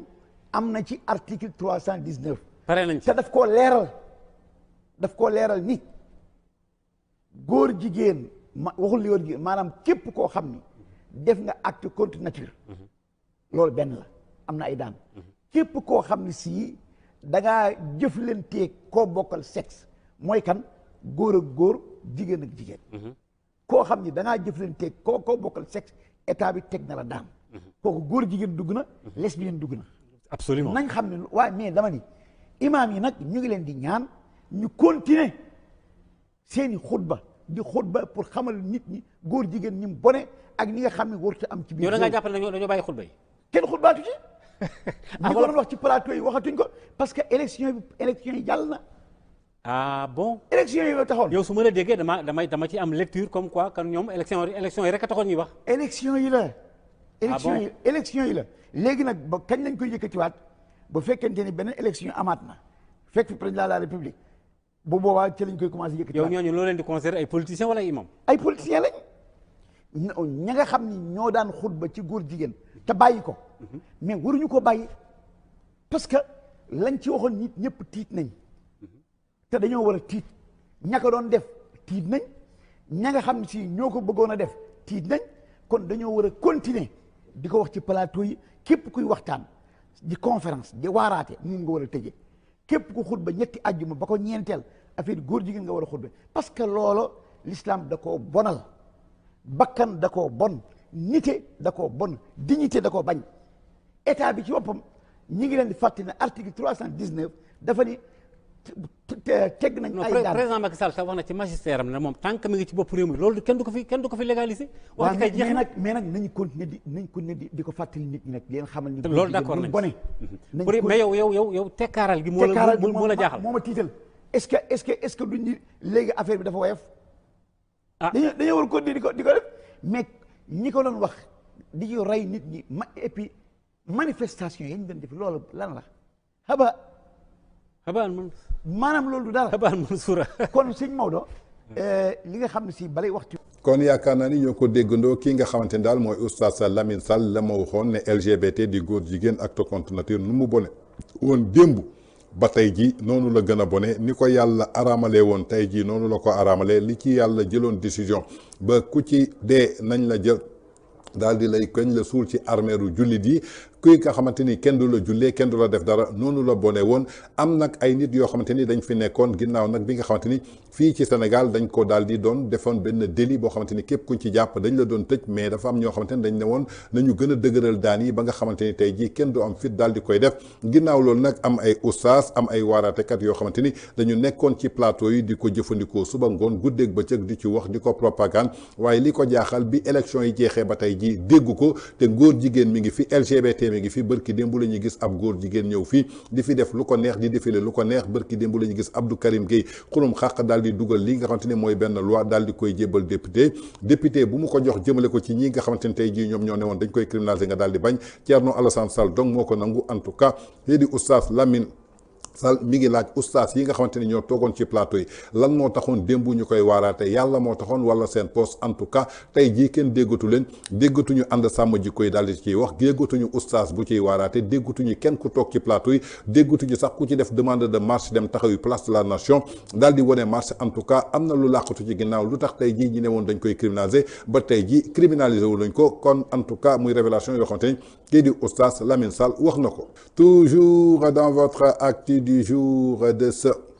14 mai 2025 sur VIP People TV suñ fa jógee dañuy dem seeti ji kii di Mame Matar Gueye jiite ONG Jamra ginnaaw nag bañ ko invité foofa ca plateau Sud FM yëkkati na ay kàddu daal di xam ne ni que daal jamono ji ki nga xamante ni tey jii dafa nekkoon ci opposition bi gëmaloon ni ñi ko bés bu excès li nga xamante ni mooy góor jigéen doon na benn loi boo xamante ni moom la ñuy njëkk a dugal assemblée nationale pour criminaliser ko ginnaaw ba ñuy ñëwee ci bopp réew ba tey jii kenn dégg ko mu wax ci jamono ji loi yi ñuy yóbbu assemblée nationale lépp mi ngi ci mais sauf criminaliser góor jigéen dama bëgg ñu déglu ji kàddu Mame Matar Gueye waaye kala ñuy déglu kàddu Mame Matar Gueye dañuy déglu ci kàddu yi nga xamante ni am na ku ko fi diggee woon ba noppi daal di dugal kàddu Mame Matar Gueye te bu ma yàlla mayoon ma dénk réew mi bokk na ci loi yi may njëkk a voté ñu criminaliser bu ma yàlla dénkoon réew mi bokk na ci loi yi may njëkk a voté te ñiy wax argument ne waruñu koo voté parce que àtte bi yàlla wax mooy nañu rey mais su doon loolu kay même assassinat nañ ko génne ci code pénal. Mais c'est la première fois dans l'histoire du Sénégal ñu invité fi koo xam ne il a une réputation mondiale d'être porteur de 2 agendas sataniques di Jean-Luc Mélenchon. D'abord ci kilifa Grand Orient la bokk qui est la loge maçonnique la plus islamophobe d'Europe. Ils ont un groupe parlementaire assez puissant à l'hémicycle français ñoo bokk ci ñi xeex jullit yi ba ñu interdire le port du voile dans certains établissements publics. ñan ñooy bàkkoone ñoo fexe ba ñu interdire minaret. France booy déposer ay plan d'urbanisation pour am autorisation tabax jàkk bu ñu ci gisee minaret dañ laan dindil minaret bi sinon on valide pas le plan. ñan la le Grand Orient de France bi Jean-Luc Mélenchon bokk. ñan ñoo fexe ba la loi Simone Veil dégg nga ñu officialiser ko la loi qui autorise le yàq bi avortement. Le Grand Orient de France bi Jean-Luc Mélenchon bokk et cetera kenn mënu ko lim ba mu jeex seen ñaawteef bi gën a rëy nag il se vante d'avoir tordu la main de François Hollande le président français de l'époque ba le 17 mai 2013 ñu daal di adopté officiellement la loi autorisant le mariage homosexuel. Alors kii il fait partie de ces porte-drapeaux là ba pare nag kenn jëwu ko parce que ak 2 mois avant muy ñëw ci laa ne attention de ngeen Sonko Diomaye kii ngeen fi bëgg invité am ngeen droit invité fi ku leen neex mais kii dana leen yàqal dana leen tilimal dana intoxiqué xale yi dugal leen ci loo xam ne ngor bu ko dina boo ko ñu ne Jamra waxati na waaye ba mu ñëwee moo jafo kenn forcé wu moo jël micro bi fëgg dënn bi mes chers étudiants savez-vous que j'ai été le premier législateur français à avoir déposé la première proposition de loi portant légalisation du mariage homosexuel waxoon nañ ko alors loolu la waral nag ma ne ana ña nekkoon ca ay kuréelu ustaas yi dul jeex doon dal ci kaw régime bi fi jógee Macky Sall dafa am agenda dafa bëgg ñëpp ne selaw Jamra fippu nag def conférence de presse dal ci kawam nee ko nag yaa ngi tilimal image yu université fi xam-xam lañ fi xam di ubbi dënnu xale yi di si jëmbat xam-xam ak jikko yu baax yow nga ñëw di nga waxi góor jigéen ba ñu wëlbati ko ñu dal ci kaw ki ko invité di Ousmane Sonko ñu ne ko kii nga fi invité du référence te lan ko tontu itam du wax ju baax parce que nañu dalee woon ci kaw Macky Sall ba mu ne Obama on n'est pas encore prêt ce qui est dangereux parce que kooku ça suppose que jamono dina ñëw on sera prêt c'est dangereux parce que ça nous expose c'est dangereux parce que lobby homosexuel dañ na kon Sénégal mënees naa dundee yaakaar Macky Sall nee na voilà yow Sonko nga ñëw wax pire yow da nga ne c'est toléré alors il faut pas s'étonner bërkat yi dem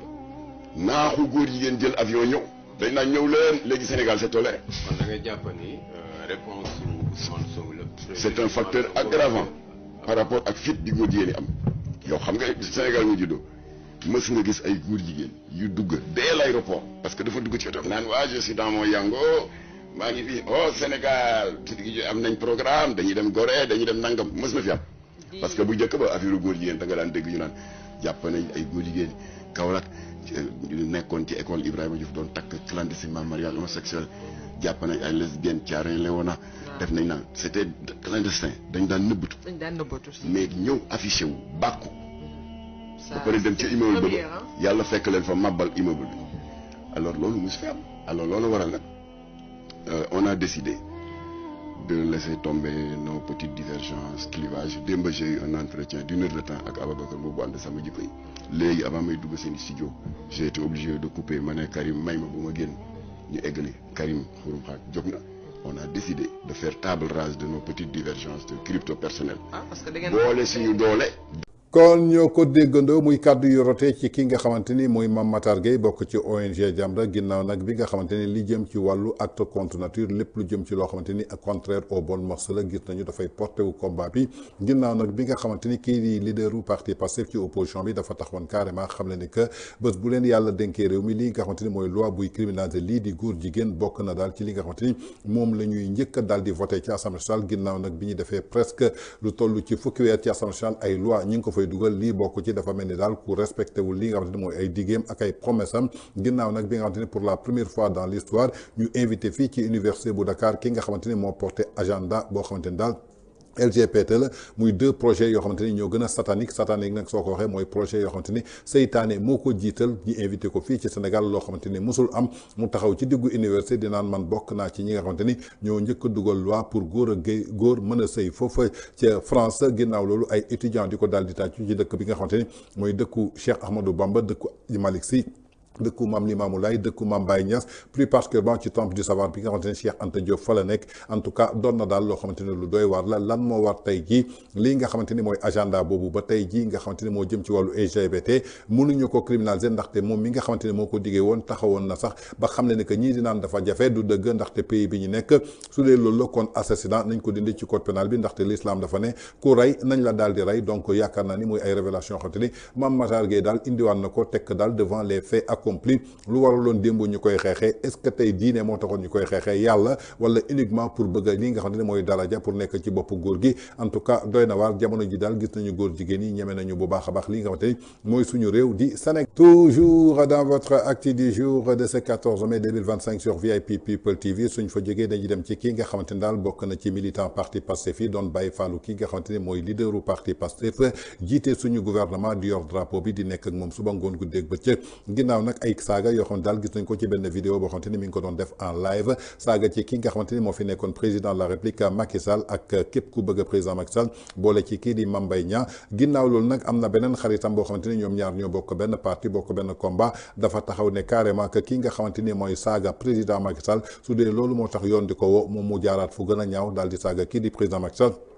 ginnaaw nag bi ñu leen jàppee mettre leen en garde à vue jébbal leen li nga xamante ne mooy procureur ñu placé leen sous mandat de dépôt ñoom ñaar ñëpp ginnaaw loolu nag ñu yóbbu leen ci li nga xamante ni mooy flagrant délit boo xamante ni daal ëllëg ci alxames bi daal la ñu war a taxaw jàkkaarloog juge yi pour xam fal la ñuy mujjee ak seen sort ñoom ñaar ñëpp mujj nañ leen daal placé sous mandat de dépôt suñu sukkandikoo daal ci information boo xamante ni rendre nañ ko public par ki nga xamante daal mooy avocat bi di maître Bamba Cissé suñu sukkandikoo daal ci ay déclaration yi nga xamante ni kii di militant parti Pastef ñu gën ko xam ci saaga président Macky Sall saaga kii di Mame Mbaye Niang ak kii di président Bassirou Diomaye Faye ginnaaw loolu ak kii nga xamante ni mooy xaritam boo xamante ni moom aussi dafa saaga président Macky Sall placé nañ leen ñoom ñaar ñëpp sous mandat de dépôt ci issue daal li nga xamante ni mooy seen déferment mardi 13 mai 2025 ci kanamu parquet bi dinañ leen juger alxamis foofa ci flagrant délit suñu sukkandiku daal ci avocat bi di maître Bamba Cissé mi ngi xamal daal ñi nga xamante daal mooy ñaari saagakat yi bokk ci parti bi di Pastef di défenseur ki nga xamante ni mooy leader u parti Pastef actuel premier ministre ñoom ñaar ñëpp bi ñu leen interpellé ci altine ji placé leen en garde à vue jëmale leen daal li ñu leen di toppee mooy atteinte aux bonnes mœurs jëmale leen daal ci benn cause vidéo boo xamante ne daal dañ ko relayer largement ci ay réseaux sociaux bi nga xamante ne tey jii dafa tenir ay propos jugés yoo xamante ne daal ay saaga moo ci nekk ci égaru kii di ancien président de la République di Macky Sall ak kii nga xamante ne mooy ancien ministre du tourisme di Mame Mbaye Niang ak képp ku ànd ak ñoom bëgg leen ginnaaw nag ay waxtu yoo xamante ne daal def nañ ko ci seen audition jàkkaarloog ñi nga xamante ne mooy agent yu division spéciale bu cybersécurité kii nga xamante ne daal mooy saagakat bi di téye katu drapeau di nekk ci wetu kii nga xamante ne mooy jiitu gouvernement bi ak kii nga xamante ne mooy xaritam placé nañ leen en garde à vue ci surtout mesures yi nga xamante ne ay avocat jël nañu daal li nga xamante ne mooy kaddu war a def li nga xamante ne daal mooy benn point jëmale ko daal ci situation bi nga xamante ne seen client moom lay dund ci même occasion boobu ki nga xamante ne daal mooy maître Bamba Cissé ak ay confrères am dañu annoncé daal lii di intention bi nga xamante ni seen client daf ko porter plainte daal contre ki nga xamante ni mooy ancien directeur général bu Dakar Dem Dikk di maître Moussa Diop bi ñu jàpp ni que daal moom moo daal di publier li nga xamante ni daal mooy vidéo bi li mën ci am daal mooy ñaari saagakat yooyu daal mujj nañ leen placé sous mandat de dépôt dinañ leen yóbbu foofu ci tribunalu flagrant délit pour atte leen foofu alxamis toujours dans votre actu du jour de ce 14 mai 2025 sur VIP People TV ginnaaw nag moom mi nga xamante ni saaga na président Macky Sall ci benn live boo xamante ni mi ngi ko doon def ginnaaw live bi nag biñ ko relayé nee nañu daal kii di maître Moussa Diop di avocat nekk ci barreau bu Paris ba pare jiite parti bi di AG jot na moo daal di publier vidéo bi moom daf koy daal di porter plainte ginnaaw nag bañ ko wutalee ay certificat de dof yaakaar nañu tey jii comme démb dañu ne woon daal kii dafa dof warul mën a bind plainte comme démb lu ñu ko waxee woon ci Adji Sarr nee nañu Adji Sarr jàngul amul certificat kon mënul bind plainte jàpp nañu complot la tey ji ñi ngi laaj question daal kii nga xamante ni ñoom jàpp nañu déppal nañ ko daal benn certificat boo xamante ni dafa présenté ay troubles mentaux maanaam dafa am ay ndof yu nekk ci moom kooku aussi naka la mën a xalaatee pour daal di porter plainte ba xam ne vidéo bi mu def am na kenn ku ko diffusé ci biir loolu nag gis nañu daal benn chroniqueur jàppee boppam chroniqueur judiciaire yëkkati ci ay kàddu daal di koy wax nañ ko déglu ñu dellu si waat li nga xamante ni moom mooy lépp loo xamante ne soo ko xoolee muy chiffre muy photo wala image nga xool ko rek nga xam ne lii cuun la loolu mooy données à caractère personnel léegi soo ko doonee def exploitation wala nga yore ko téye ko wala nga nar ko diffuser dafay laaj sama consentement sama autorisation express boo xamante ne su dee waxuma la ko sama représentant légal moo la koy moo lay jox sañ-sañ soo ko defulee mooy da nga koo diffuser contre mon consentement et là l'infraction da nga koy commettre maintenant s'il porte plainte pour diffusion te déjà même bu dee ci beneen yoon sax mën na ne parce que si la vidéo dafa contenir des propos contraires aux bonnes mœurs donc la diffusion dafay nekk la diffusion d'une vidéo d'accord contraire non conforme aux bonnes mœurs di vidéo boo xamante ni par exemple da nga ko diffuser mais elle est contraire aux bonnes mœurs tu penses que tey le Sénégalais bi jël vidéo pornographique par exemple nga diffuser xam nga mën nañ ko jouer yeneen réew ay Amérique wala beneen réew nga jël di ko diffuser ci sa page Facebook da lay jàpp est-ce que dañu naan dañ dem jàppi acteur bi wala actrice bi c'est pas leur problème lu ñuy réprimer fii mooy la diffusion et pourquoi parce que la diffusion elle est non conforme ou bien la vidéo contenu bi c'est un contenu non conforme avec lu ñu tuddee non conforme plutôt aux bonnes mœurs. Maintenant bon il a porté plainte. Maître Moussa Diop sera entendu par rapport à ça. xaar ñaari mbir yoo xam te ne bokkul peut-être le fait que mu diffuser li nga xam te moo di vidéo bi ci place publique bi ak xëy na lii Azourane day porter plainte pour son image donc mën na doon ñaari mbir yoo xam. waaw mën na nekk déjà xam nga si ñëpp d'accord ne saaga loolu lan yan charge la ci yoon prévoir. waaw léegi mooy par exemple xam nga diffusion de données à caractère personnel là ça c'est un délit s'il y a pas le consentement de la personne. ok si la personne est gëm naa ne Abdoulaye waxu ko waaw parce que bu ko waxoon waaw coow bi yëpp du fi am. voilà parce que waaw moo jiitu dugal waaw moo jiitu diffuser. donc léegi su dee da nga ko diffuser plus tard coow am ça veut dire que jamais il n'a été d'accord léegi beneen bi mooy la vidéo le contenu de la vidéo dès l'instant que ñu ne c'est un contenu contraire aux bonnes mœurs. L'instant boobu la diffusion donc ce sera la diffusion d'une vidéo ou bien d'image ou des propos contraires aux bonnes mœurs. Donc ça veut dire que l'auteur de la diffusion donc il est passible de poursuite parce que moom moo dugal loo xamante ni certes baaxul kee saaga na d'accord baaxul dañ ko war a topp waaye yaa ko tasaare parce que yow tamit da nga tasaare loo xamante ni baaxul tey soo dugaloon léegi sa compte Facebook yàlla xam na ne vidéo pornographique bu ko procureur gisee suba nga dem cybercriminalité te yaa ko dugal te joué ko de xam nga joué nga baal ma excuse-moi maa ngi jëm dama bëgg a wax maanaam doo nekkoo jëmm ji nekk ci biir vidéo bi quoi mais yow yaa ko diffuser l'acte juste voilà c'est l'acte de transmettre n'est-ce pas voilà la transmission c'est un délit moo tax dans la diffusion de fausses nouvelles article 258 bon 59 je sais pas 55 d'accord 255 disons si foofu dañ la reproduction la diffusion la production, la divulgation, la diffusion de fausses nouvelles ou bien de l'attribution de propos mensongers. C'est-à-dire que waxuñu la rek diffuser de fausses nouvelles, dañ la reproduire des fausses nouvelles, c'est une infraction. Divulguer de fausses nouvelles, c'est une infraction. Traiter une fausse nouvelle, c'est une infraction. Également, diffuser même fausses nouvelles, c'est une infraction. Donc jàppal ne man su ma waxee fausse nouvelle nga jàllale ko tu es responsable tu es passible de peine. keneen bu ko jëlaatee partagé ko ci réseaux sociaux yi moom tamit ñun ñëpp a yem parce que dañ ne la reproduction virgule la diffusion virgule la divulgation virgule la production virgule la diffusion de fausses nouvelles ñooñu ñëpp la ñuy wax donc jàppal ne boobu reproduire xam nga yow tu n'es pas l'auteur mais tu as permis à reprendre ce que tu as dit et que ce que tu as dit vraiment loolu dëgg léegi yow da ngay bokk yaa ngi ci biir après tu vas dire non moom pourtant dafa jël yëfu jàmbur waaye yëfu jàmbur boobu du dëgg te yoon da ko bañ loolu nga jël reprendre li nga jël yëfu jàmbur boobu c'est ce qu'on appelle la reproduction de fausses nouvelles et ça n'a rien à voir avec la diffusion de fausses nouvelles. léegi loolu yan sanction wala yan peine lañ ci prévoir. ci diffusion de fausses nouvelles. ci ñaar yëpp le fait que nga diffuser ko ak boobu ak beneen bi nga xam te moo di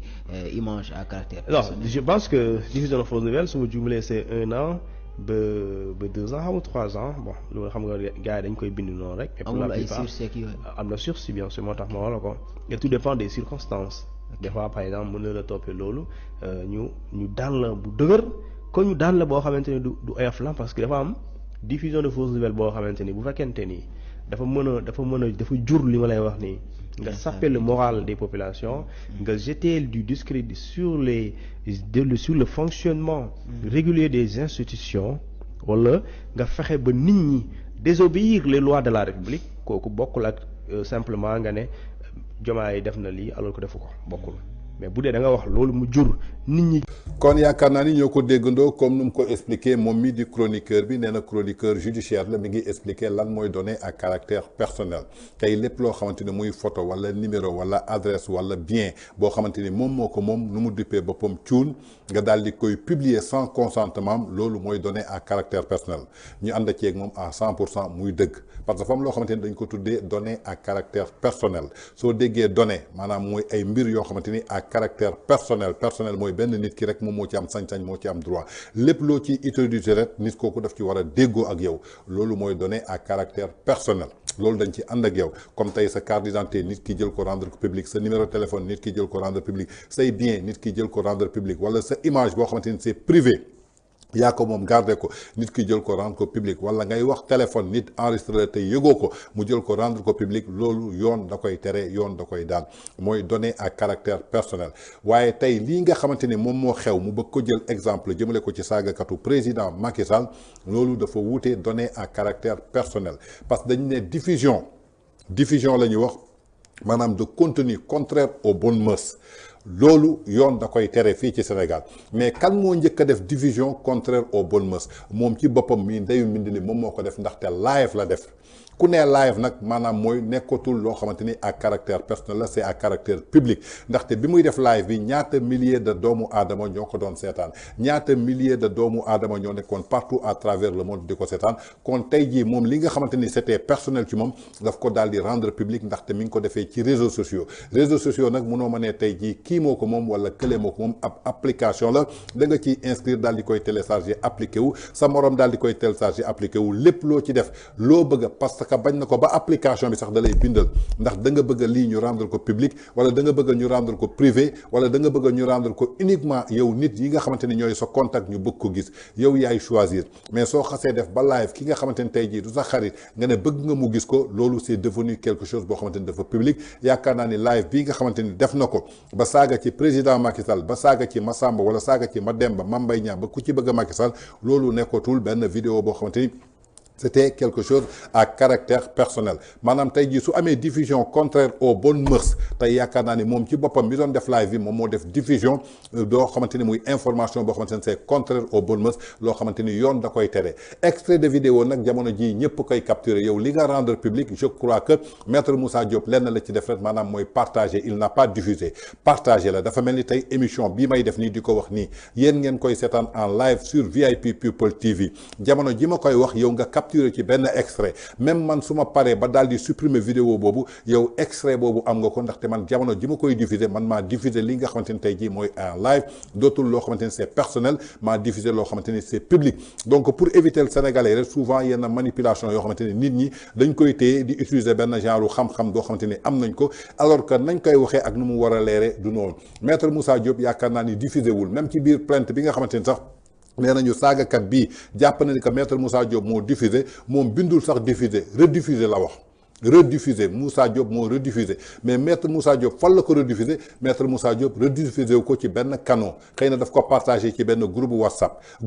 boobu nag ku ci amul numéro wala bokkoo ci maanaam eggoo ci mu wuute ak télévision bi nga xamante ni tey jii mooy TFM RTS 2STV nga xamante ni c'est partout à travers le monde lañ koy jàppee donc je crois que il faut toujours ñu def distinction entre diffuser partager ak rediffuser dafa am tey su doon maître Moussa Diop dafa jëlaat live bi nga xamante ni def na ko ci di saaga carrément mu récupérer live boobu yëpp maître Moussa Diop rediffuser waat ko ci chaîne am wala rediffuser waat ko ci beneen télévision wala beneen plateforme boo xamante ni bu mel ni YouTube la mën nañ jàpp ni que maître Moussa Diop moo rediffuser lii nga xamante ni c'est contraire aux bonnes mœurs mais tey jii lii kii nga xamante ni nee na ci borom xam juriste la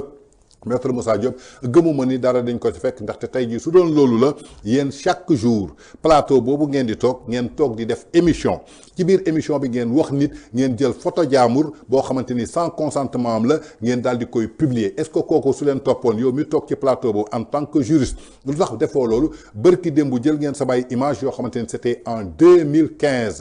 2016 di mooy muy Bercy Wally Seck photo boo xamante ni dama tentoon sama bopp yéen ñëpp ngeen am ay photo yu bees yu 2025 2024 jël photo boobu utiliser ko ci seen ay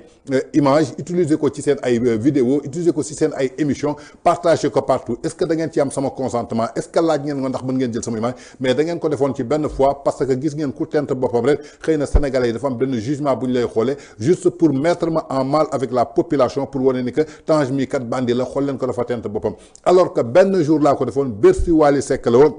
ba Bercy bi jeexee ci saa si laa dem ñu la laal sama bopp parce que événement la woon c'était juste pour jaay événement bi rendre public bi gën a fësal ndaxte man maa yoroon communication donc yaakaar naa ne tey su dee juriste ga ngay wax dëgg di wax charte plateau boobu nga toog chaque jour ngeen utiliser données à caractère personnel u jaamur jël image yu jaamur wax ci nit koo xamante ne tey jii concerné wul seen information ba noppi ngeen diffuser ay image am kon yaakaar naa ne tey jii su doon lii nga xamante ni moom nga argumenté su doon dañ ci doon topp nit yaakaar naa ne benn site internet dootul des fii nga xamante ne tey jii mooy Sénégal mais quant à tey jii vidéo bi maître Moussa Diop partagé je crois que diffuser dafa am maanaam mooy comme li may def nii jamono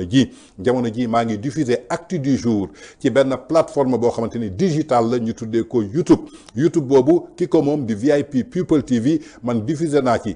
li ma ci diffusé maanaam mooy actu du jour tey nag su ma ko diffusé ba noppi keneen daal ci dagg benn extrait partagé ko Massamba ci WhatsApp am Massamba partagé ko keneen je crois que loolu dootul diffusion partage la dafa partagé benn extrait de vidéo encore je crois que loolu aussi foog ñu leeral ko di éviter manipulation boo xamante ni ñenn ñi nee nañu dañ koy wax mooy li may wax souvent rek. nit ki day wooye boppam man juriste wala chroniqueur judiciaire alors que tey jii xam na li yoon wax mais su koy expliquer dafay leurrer population bi parce que mi ngi wone tey jii fi mu far fi nga far nag mën nga fa far mais sooy joxee information parce que ñi lay seetaan moo tax foog nga jël dëgg daal di koy teg ci seen kanam donc je crois que tey jii maître Moussa Diop lu mu def chaque jour ngeen def ko chaque jour ngeen wone ko tey ñi nekk ci réseaux sociaux yi bokk ci parti Pastef balaa ñuy egsi au pouvoir ñaata image doomu aadama la ñuy jëli ñaata vidéo doomu aadama la ñuy jëli ñaata enrichissement à leur insu la ñuy jëli nit wax ak yow téléphone sax nga wax ko mu enregistré la te yëgoo ko ba noppi mu daal di koy diffuser donc je crois que loolu moom yaakaar naa ni suñ ci doon jàpp ay sénégalais tey yaakaar naa ni benn site tey jii dootul exister ñëpp la ñuy tëj ndaxte lii ñuy def ci émission bi rek ñu ngi koy illustrer ay images donc il faut ñu comprendre lan mooy données à caractère personnel ak lan mooy image boo xamante ni c'est déjà rendu public.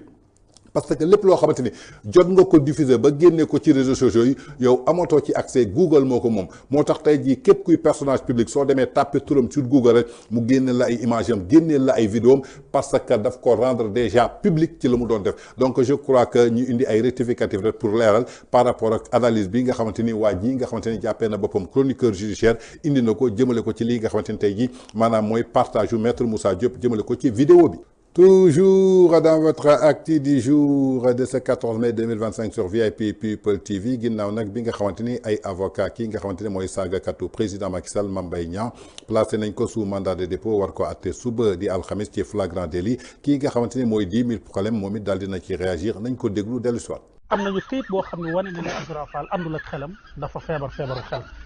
mais bu feebaree nu yóbbu ko faal c'est simple hôpital am na. hôpital dof yi am na lu tax gars yi créé fan pour dofi la lu tax gars yi créé kaso pour defkat yi ñu waxante dëgg lu tax gars yi créé daara nga dem jàng école xam-xam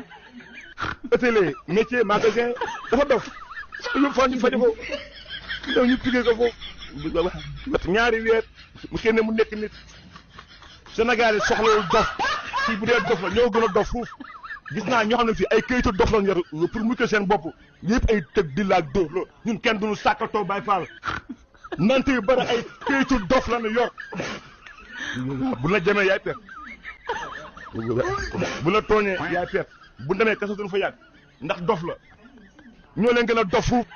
nanu nekk ay nit xale yi Baay Faal yenn yi reewaan dala Azoura moo war a nit mooy kan moom mooy kan yé mooy doomu Sonko mu ngi moo doon kat ba mu gisee rek gars yi naan duñ ko jàpp ak keneen mais ñi fi jàpp na Azoura moo leen gën nan waxoon te dëgg Baay Faal te yàlla tax dafa dof ak mu ngi dafa ko dara moom moo doon politique képp kii politicien di nga dem kaso daan la jàpp ndax politique moo lag loolu gis na ni kon ñoo ko déggandoo muy wax bu am solo boo xamante ni moom 10 000 problème wax na ko ndaxte nit su fee dafa feebar da nga koy yóbbu hôpital su dee dafa dof ñu yóbbu ko fan mbaa yóbbu ko dalal xel su dee dafa def ñu yóbbu ko kaso ndaxte kaso pour defkat yi la hôpital pour faj la dalal xel pour ñi nga xamante ni dañu dof la école pour sàkku ji xam-xam la kon ku nekk xam nañu fan mooy sa place donc su dee dafa dof dañ ko war a yóbbu fi nga xamante ni foofu la dof yi nekk ñu interné ko daal di koy faj ba mu wér ñu daal di koy indiwaat je crois que loolu moo ëpp solo tey jii nit taxaw saaga président de la république kenn waxu ko dara mu xëyaat saaga ñeneen alors que jamono jooju yéen a ngi taxaw di tere nit ñi di wax seen xalaat ngeen jàppee ko saaga ba jàpp ay nit di leen yóbbu ci kaso di leen tëj tey jii ki nga xamante ni daf bokk ci yéen pour wutal ko lay ay avocat taxaw di naan dafa am ay certificat de troubles mentaux ou bien nangam sangam bañ ko xamee ba mu génnee ci kaso ba lañ ko war a interdire muy jóge suñu ay institution ñu yóbbu ko fi nga xamante ni foofu la ñuy fajee ba mu leer ne wér na kéng ñu indiwaat ko boole ko ci société bi je crois que loolu moo ëpp solo kii di 10 000 problème nag def na ci analyse boo xamante ni bu am solo la et j'espère que 99,9% des Sénégalais ñoom ñëpp moom la ñu gëm même ñi taxaw sax di ko plaidel ne wérul dafa dof ñoom ci seen bopp gëmuñu loolu. Toujours dans votre actu du jour de ce 14 mai 2025 sur VIP People TV suñ fa jógee dañuy dem seeti ji réaction kii nga xamante ni mooy Malick Thiandoum jëmale ko daal ci ñii di jàpp ni que daal kii ñu jàpp yóbbu ko sous mandat de dépôt mu bokk ci militant parti Pastef di Baye Fallou leader bu parti Pastef di Baye Fallou kii nga xamante ni mooy jiite gouvernement bi ginnaaw nag ba ñu ne dafa dof lan moo ciy xalaatu kii nga xamante ni mooy Malick Thiandoum ba noppi lii nga xamante ni tey yóbbu nañ ko pour atte ko ci lii nga xamante ni maanaam mooy flagrant délit ginnaaw nag bi nga xamante ni ci même sort bi nga xamante ni tey jii moom lañ ko jàppee placé ko sous mandat de dépôt 2 jours après ñu jugé ko flagrant délit est-ce que bokkul ak kaawu kii nga xamante ne mooy Assane Diouf bi nga xamante ni yóbbu nañ ko fii nga xamante ne mooy instruction nañu xooli ñaari vidéo yi dellu soit li nga xam ne moom la ñuy wax ci Azoura Fall ñu ne dafa tàggoo ak sago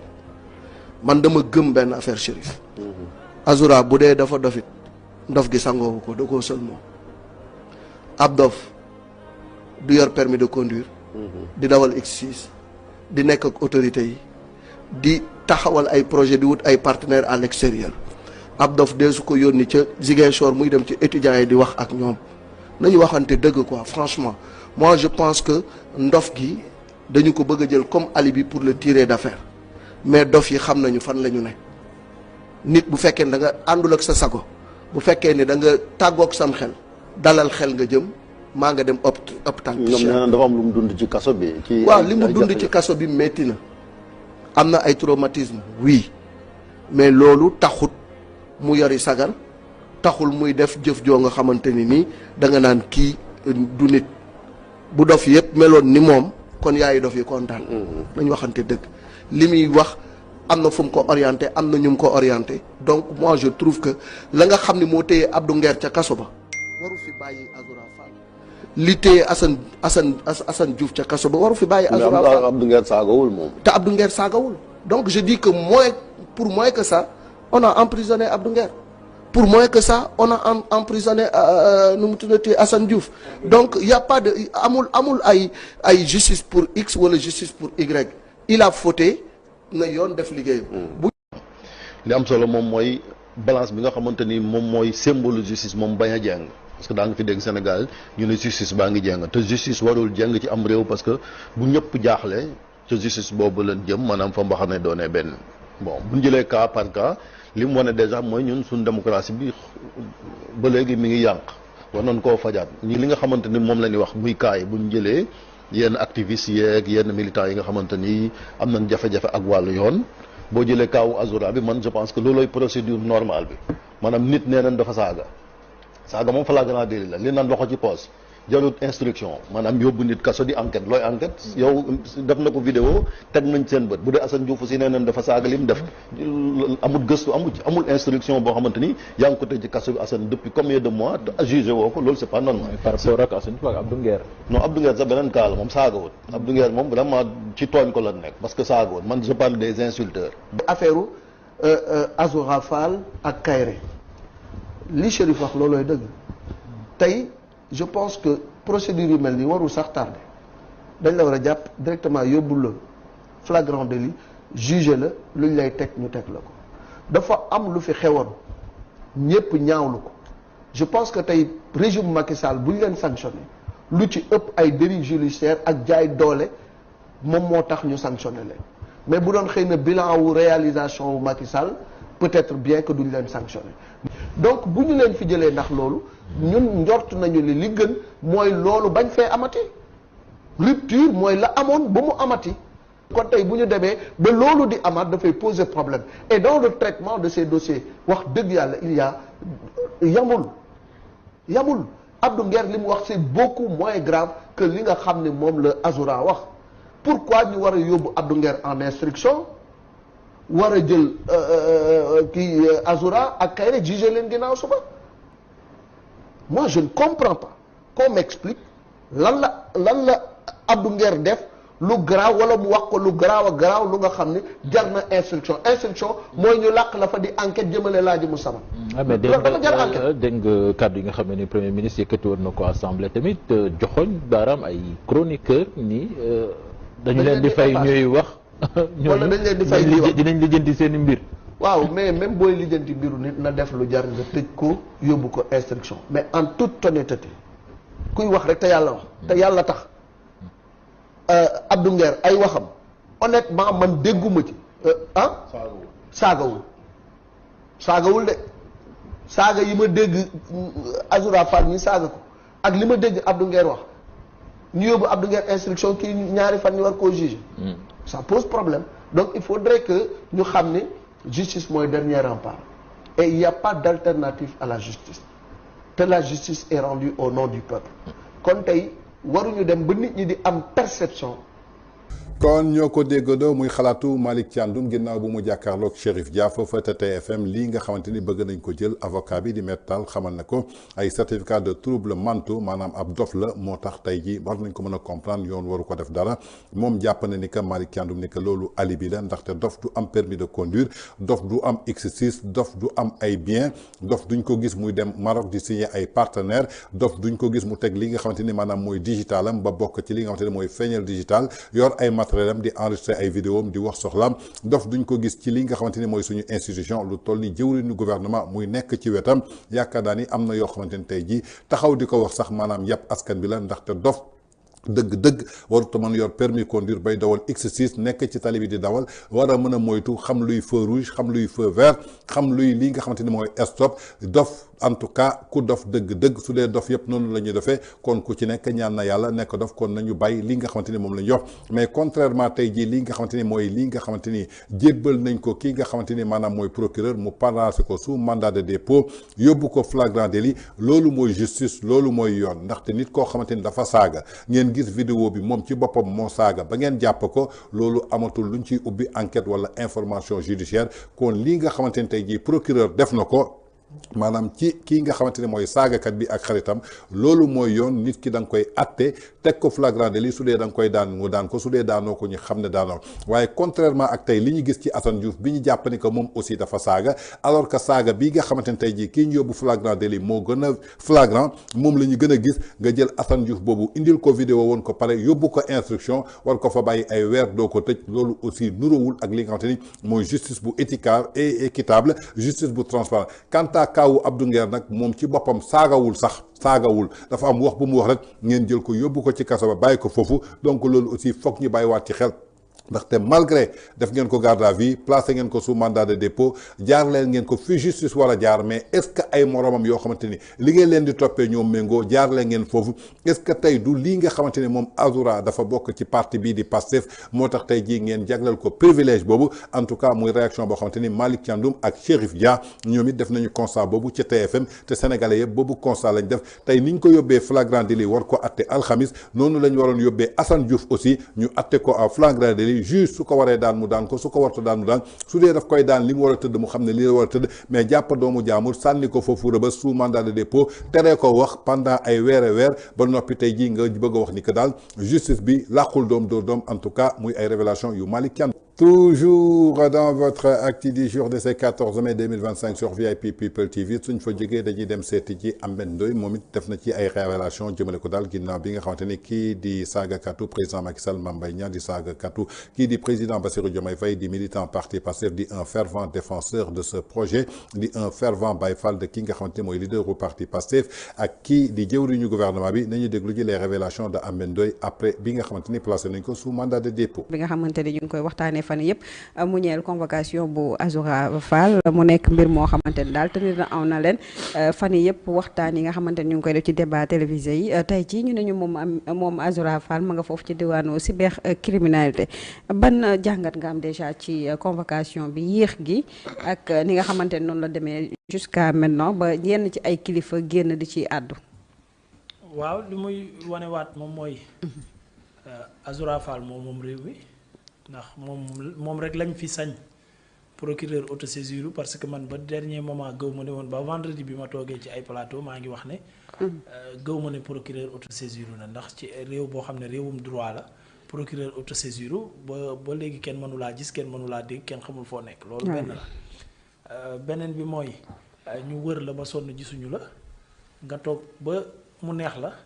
say farandoo ou say jegeñaale daal di def déclaration ne lundi di nga wuyu ci maanaam yow kenn woowu la yow yaa taamu bés ba ngay wuyu ci. sa initiative. waaw du état bi. du justice bi du kenn moo la utal bés moo la utal heure yow yaa utal sa bopp bés yaa utal sa bopp heure yaa taamu jour ba ngay wuyu ji. heure ba la neex nga dem wuyu ji yaa ne lundi 9h laay wuyu ji lundi 9h nga dem wuyu ji donc nag dafa am leneen lu muy wanewaat moom mooy boobu ba léegi li ñuy wax 2 poids 2 mesures. te xam nga bu ñu nekkee ca réew moo ne de dégg naa sax kenn ci ñoom. juriste génn di ñaaw lu naan amuñu benn droit dem di ko wër mel ni kuy jàpp délinquant ko xam nga léegi na nekk 50 ans en arrière comme ñoom dañoo bëgg chiffre 50 may naa leen vidéo bi 50 ans en arrière. Azura la wala du Azura. Azura la. saaga na wala saagawul. bien sûr. waaw luy problème mu yàgg naa yàggul bi lan moo ci problème bi waa kon dossier yi ñu fiy génne ne rapport la woon 2003 ak 2017 ak 2007 yàggul. ok lu tax ñu koy génne. yoon di def liggéeyam gis ne ab nit ci place publique bi saaga na kam doon saaga plainte na la jeunesse bi moom corruption à un fou kon lañ koy daal ndaxte moom moo njëkk jël ku bopp bi wérul di ko utiliser di ko jox drapeau ci ay meeting am di ko yóbbu ci ay manifestation di ànd ak moom kaso la ko toppee non xaaral ma déglu rek ma wax la xaaral ma wax la bopp bi wayut ba mu génnee kaso. waaw ba mu génnee kaso ba léegi mu ngi ànd ak waa ji di def ay activité waaw wala déet. dëgg la ñu ngi koy utiliser ci ay manifestation waaw wala déet ñu ngi ànd ak moom di ko sinabloo waaw wala déet ma ne kon. dafa am ku jël ku bopp bi wayul di profité ci moom di ko utiliser. kon kooku la ñu war a njëkk a woo bu fekkee bopp bi wayul kookoy premier accusé bi loolu benn la. li ka taxoon a bopp bi wayul maanaam dañ koy yóbbu kaso ba tax bopp bi wayul. kan moo taxoon mu dem kaso. man la doon xeexal wala yow wala Modou Fall. ki ko jénnloo ci mbedd bi mu def naka sudul noonu wala di ko saagaloo ba mu def naka sudul noonu ba dem kaso kooku ana responsabilité yëpp kookoo ko waya di loo bu fekkee dafa am kenn ku dofloo Azura Fall nañ dem seeti njiitam ki ko doon wàcculoo ci mbedd mi ki ko doon saagaloo ki taxoon mu dem kaso kookoo ko waya di loo bu ñu seet feneen responsable léegi nag way naam wayul man de bu fekkee Azura Fall wayul waaw yàlla naa waye di ni moom ndax lan 4x4 yu rafet yi ku wayul yor ko mus ngaa gis ku wayul ñu jox ko permis de conduire ku wayul mus ngaa gis ku wayul am studio boo xamante ne moo dàq suñu studio yi ñun site internet yëpp ku wayul la ñuy wax ni ba léegi ku wayul di gérer ay communication ay directeurs généraux ak ay primature di ànd ak ñoom di def seen communication digitale ku wayul ñun daal dañoo bëgg a wax ne ñun communication digitale kii participer ci primature bu Sénégal kooku wérul loolu lay undu de. ñun de kon kenn gënuñoo dof ñun 18 millions yi des ñun ñoo gën a waye di ñëpp ñun ñu nangu suñu primature ka fay dugg guddeeg bëccëg suba ngoon di leen sinabal di leen defal lépp wérul ñun ñu toog accepter loolu ñun ñooy dof première dof yi nag ñun moom ñoo war a dem faju ji déjà. te bu fekkee aussi wérul ba tey. ci laay des. waa Pastef seen mbon gi yokku na kon. ndax nit naka lay ànd ak yéen wérul dimbali woo leen ko yóbbu woo leen ko faj te yor état. jàppale woo leen ko ngeen koy bàyyi muy live ak wax ak ànd ak yéen te ngeen xam ne wérul yéen a bon seen bon gi fu ñu ko nattu kon weesu na ko ndax man ku wérul man buy ànd ak man li may njëkk a def mooy dimbali ko. jàppale ko. fexe koo yóbbu faji ko te duma ko yóbbu sax nag ci ay hôpital yu ndawantu hôpital yi gën a mag ci àdduna si psychiatre yi gën a mag ci àdduna laay fexe convoqué ñu ñëw Sénégal fajal ma sama nit ndax am naa moyens yi may état. waaye ku ànd ak yow xeex ak yow ba nga jot ci nguur nga xam ne wérul nga bàyyi ko muy continuer nekk ab dof ci réew mi bay wax yu dofee nii yow yaay ki ko njëkk a lor te ku bon nga. kon ñoo ko déggandoo muy révélation yoo xamante ni Ahmed Ndoye def na ko muy première réaction ginnaaw nag bi nga xamante ni convoqué nañu kii nga xamante ni moo fi saagoon président Macky Sall saaga fi Diomaye saaga fi Mame Mbaye Niang ginnaaw nag bi nga xamante ni porté nañ ko plainte par benn famille Macky Sall xamuñu nag ndax plainte bi lañ ko woowee wala procureur moo daal di autosaisir ci biir loolu nag gars yi daal di koy plaidé daal di koy wutal ay këyitu dof ne dafa dof moom Ahmed Ndoye li mu ci jàpp ginnaaw nag bi nga xamante ni saaga na tey jii ñi naan dafa dof ñëpp xam nañu que ba mu génnee kaso dafa dof tey jii ki nga xamante ni moom la doon xeexal di ko topp guddeeg bëccëg yëkkati drapeau bi daal di ko koy jox muy topp bu koy topp di ànd ak moom kon yaakaar naa ni tey jii suñ ko waree daan lenn lañ ko war a toppee mooy corruption de fou maanaam koo xamante ni corruption dof la ndaxte ki nga xamante ni tey jii xam nga ne wérul nga yàppi nga def ko drapeau mu koy yëkkati di ko téye di topp ni je crois que lépp loo xamante ni am na ci tey ji ki nga xamante ni moom la doon xeexal daal moom la ñu war a topp waaye li ma ci jaaxal corruption de fou may laaj nag ndax loolu am na ci code de procédure pénale wala am na ci li nga xamante ni mooy suñu code pénal ndaxte bi ñu déggee corruption à la jeunesse jaaxaloon na ñu bare xamuñu ko woon waaye Ameth Ndoye génne na daal beneen moom muy corruption de fou. Toujours dans votre acte du jour de ce 14 mai 2025 suñ fa jógee dañuy dem seeti ji beneen Baye Fallou kii nga xamante ni ku jigéen la bokk ci militante yi nga xamante ni dañuy défendre bu baax a baax leader u parti Pastef ak le premier ministre ñu gën ko xam ci Maman Africa dafa mel daal mer ba futt la daal def jëmale ko daal ci ñi nga xamante ni ñoom la bokkal parti ñoom la bokkal li nga xamante ni mooy combat dafa mel ni daal ñoom ci seen bopp jamono ji ñooy reyante ci seen biir ñoom ci seen bopp ñoom ñooy xeexante ci seen biir en tout cas def na daal ay révélation yu doy waar nañ ko déglu ji muy Maman Africa bu Pastef. tey bu leen taxawee parce que Waly Diouf Bodiang génn na wax ngeen ni am lu fit Waly Diouf Bodiang du yéen Waly Diouf Bodiang ba wax jotee dafa dëggal boppam jël ay responsabilité am wax fii Ousmane Sonko bu ñuy wax Ousmane Sonko Waly Diouf Bodiang lañu gis jikko Ousmane Sonko man waxoon naa leen ko nee naa leen li tax ma ne Ousmane Sonko la garaay topp jikko ji ma gis ci Ousmane Sonko gisuma ko Ousmane Sonko nag moo ñu waxoon am na ñoo xam ne ñi ngi ci ñun ñoo gën a bon waa APR Ousmane Sonko moo ñu waxoon ñu sangoo deru bay ñi ngi ci ñun dinañ leen wane kenn par kenn dinañ leen wane dinañ wan Ousmane Sonko li ngeen di nëbb may mun a jéeg dinaa ñëwaat ci yow ndax lu jën njaaga yow yaay njaag Azoura bu dofee yéen la yow lañ jox ay millions ne la fajal xale yi may mun a jéeg yaa fayi tamit da nga fayal mission bi la Ousmane Sonko sant Ousmane Sonko dafa mën di leen woo naan la jëlal diw dimbaleel diw du ko wax yéen a ko war a xam di ko def Seydina Ousmane boo dajee teg Maman Africa bul ma mbalak laaj ma ndax est-ce que ça va xam nga Ousmane Sonko day dajeeg ñun naan ñu dañu mbalak ñuy reetaan dootu ñun boo ñu dajee teg ñun ci événement yi laaj ñu Maman Africa est-ce que ça va dama naan la san va pas PM ñoo ngi dee dinañ la ko wax ndax yaay suñu président du parti yow lañ bëgg yow lañu gëm yow lañu topp yow lañu yaakaar nga defar Sénégal mais yaakaar nga ñi nga àndal parce que nii ñu commencé di doxal ñun dañu wan ne ay directeur lañ da ngeen a dawoon am na ay directeur yoo xam ne dañoo dawoon génn Sénégal ñun ñoo fi toogoon lépp ñun ñoo ko xeex tey xale yi ngeen di toroxal xale yi ngeen naan duñ seen morom booy yi uti leen liggéey yéen xale yi ñoo leen dox liggéey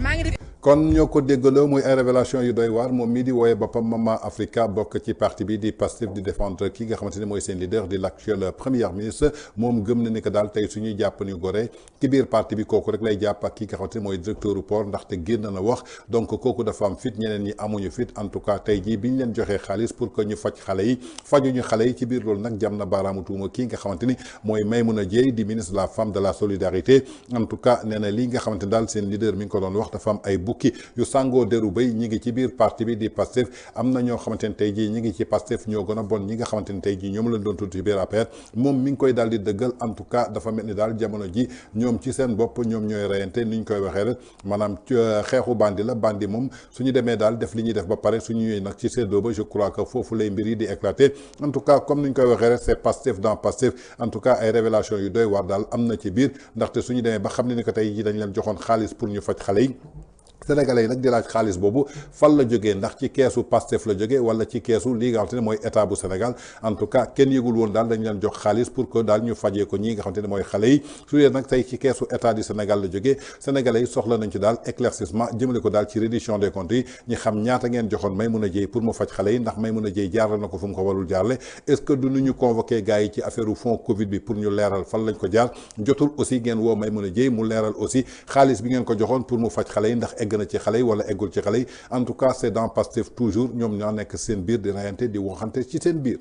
Toujours dans votre acte du jour de ce 14 mai 2025 sur VIP People TV suñ fa jógee dañuy dem seeti ji kii nga xamante ni moom aussi Adama Diop lay wooyee boppam bokk ci ñi nga xam daal dañu bokk ci parti bi di Pastef di ay fervente défenseurs yoo xam ne dañu doon défendre projet bi ginnaaw nag bi nga xamante ni ñëw na soutenir kii nga xamante ni moo saagoon président de la République Macky Sall Mame Mbaye Niang foofa ca cybersécurité ginnaaw nag bi nga xamante ni saa su ne day toog di saaga président Macky Sall moom ci boppam daal dina band boppam daal di def band loxoom génnaat daal def vidéo daal di wax daal ak ñi nga xamante ne mooy parti ñu bëri nag ñi ngi ko jàpp di ko kokkali ci réseaux sociaux yi jàpp nañu ko tey lii muy def nii du dara lu dul cinéma wala comédie dafa bëgg a daal ñuy daal di koy kañootal comme ñoom souvent koo xamante ni wane nga benn melokaan yërëmtul rek dañ lay kañokal ñu bëri nag nee nañ ko demal nga wuti ji liggéey moo gën nga bàyyi ci lii nga xamante ni yaa ngi ciy dox ndaxte nit koo xamante ni tey jii da nga feebar ñi ngi la band naka ngay ñëwee di affiché wu ci ay caméra yaakaar naa ne tey jii ñun suñu invité nit ci plateau su amee bouton sax boo xamante ni xaw na takk ci bëtam wala xaw a xonq tuuti sax da lay naan jéggal ma ko ndax sama image warul feeñ ñu bëri daal jàpp nañ day cinéma kañot daal di bëgg lii muy yuuxu yëpp di ko wax yëpp dafa bëgg gars yi daal di koy gëstu bàyyi ko xel en tout cas elle est devenue la risée des réseaux sociaux. Asura wérul Asura ñi ko jege xam nañ ne wérul waaye nag faute bi dama koy jox waa Pastef man li ma gëm nag laa wax ndax Asura bi mu génnee première faute bi mu njëkk a def la ñu waroon marqué kii mooy kan ndax bi mu génnee rek daa njëkk laay fal ay patriote waaw liñ ma doon jox waaw nangam ñu bàyyi boobu mu jàll. Asura xëyaat suba filmé Bassirou Diomaye Faye asalaayit bi mu nekkee ci hôtel bi patriote yëpp te dagg ko ay saaga xooluñu ndax Asura bi koy def moom mooy kan dañu jàpp ne nag daa réew daa def lu ko neex ñu bàyyi mu sedd ñu xëyaat suba Asura def live ñu bëri ne daa saaga président Bassirou Diomaye Faye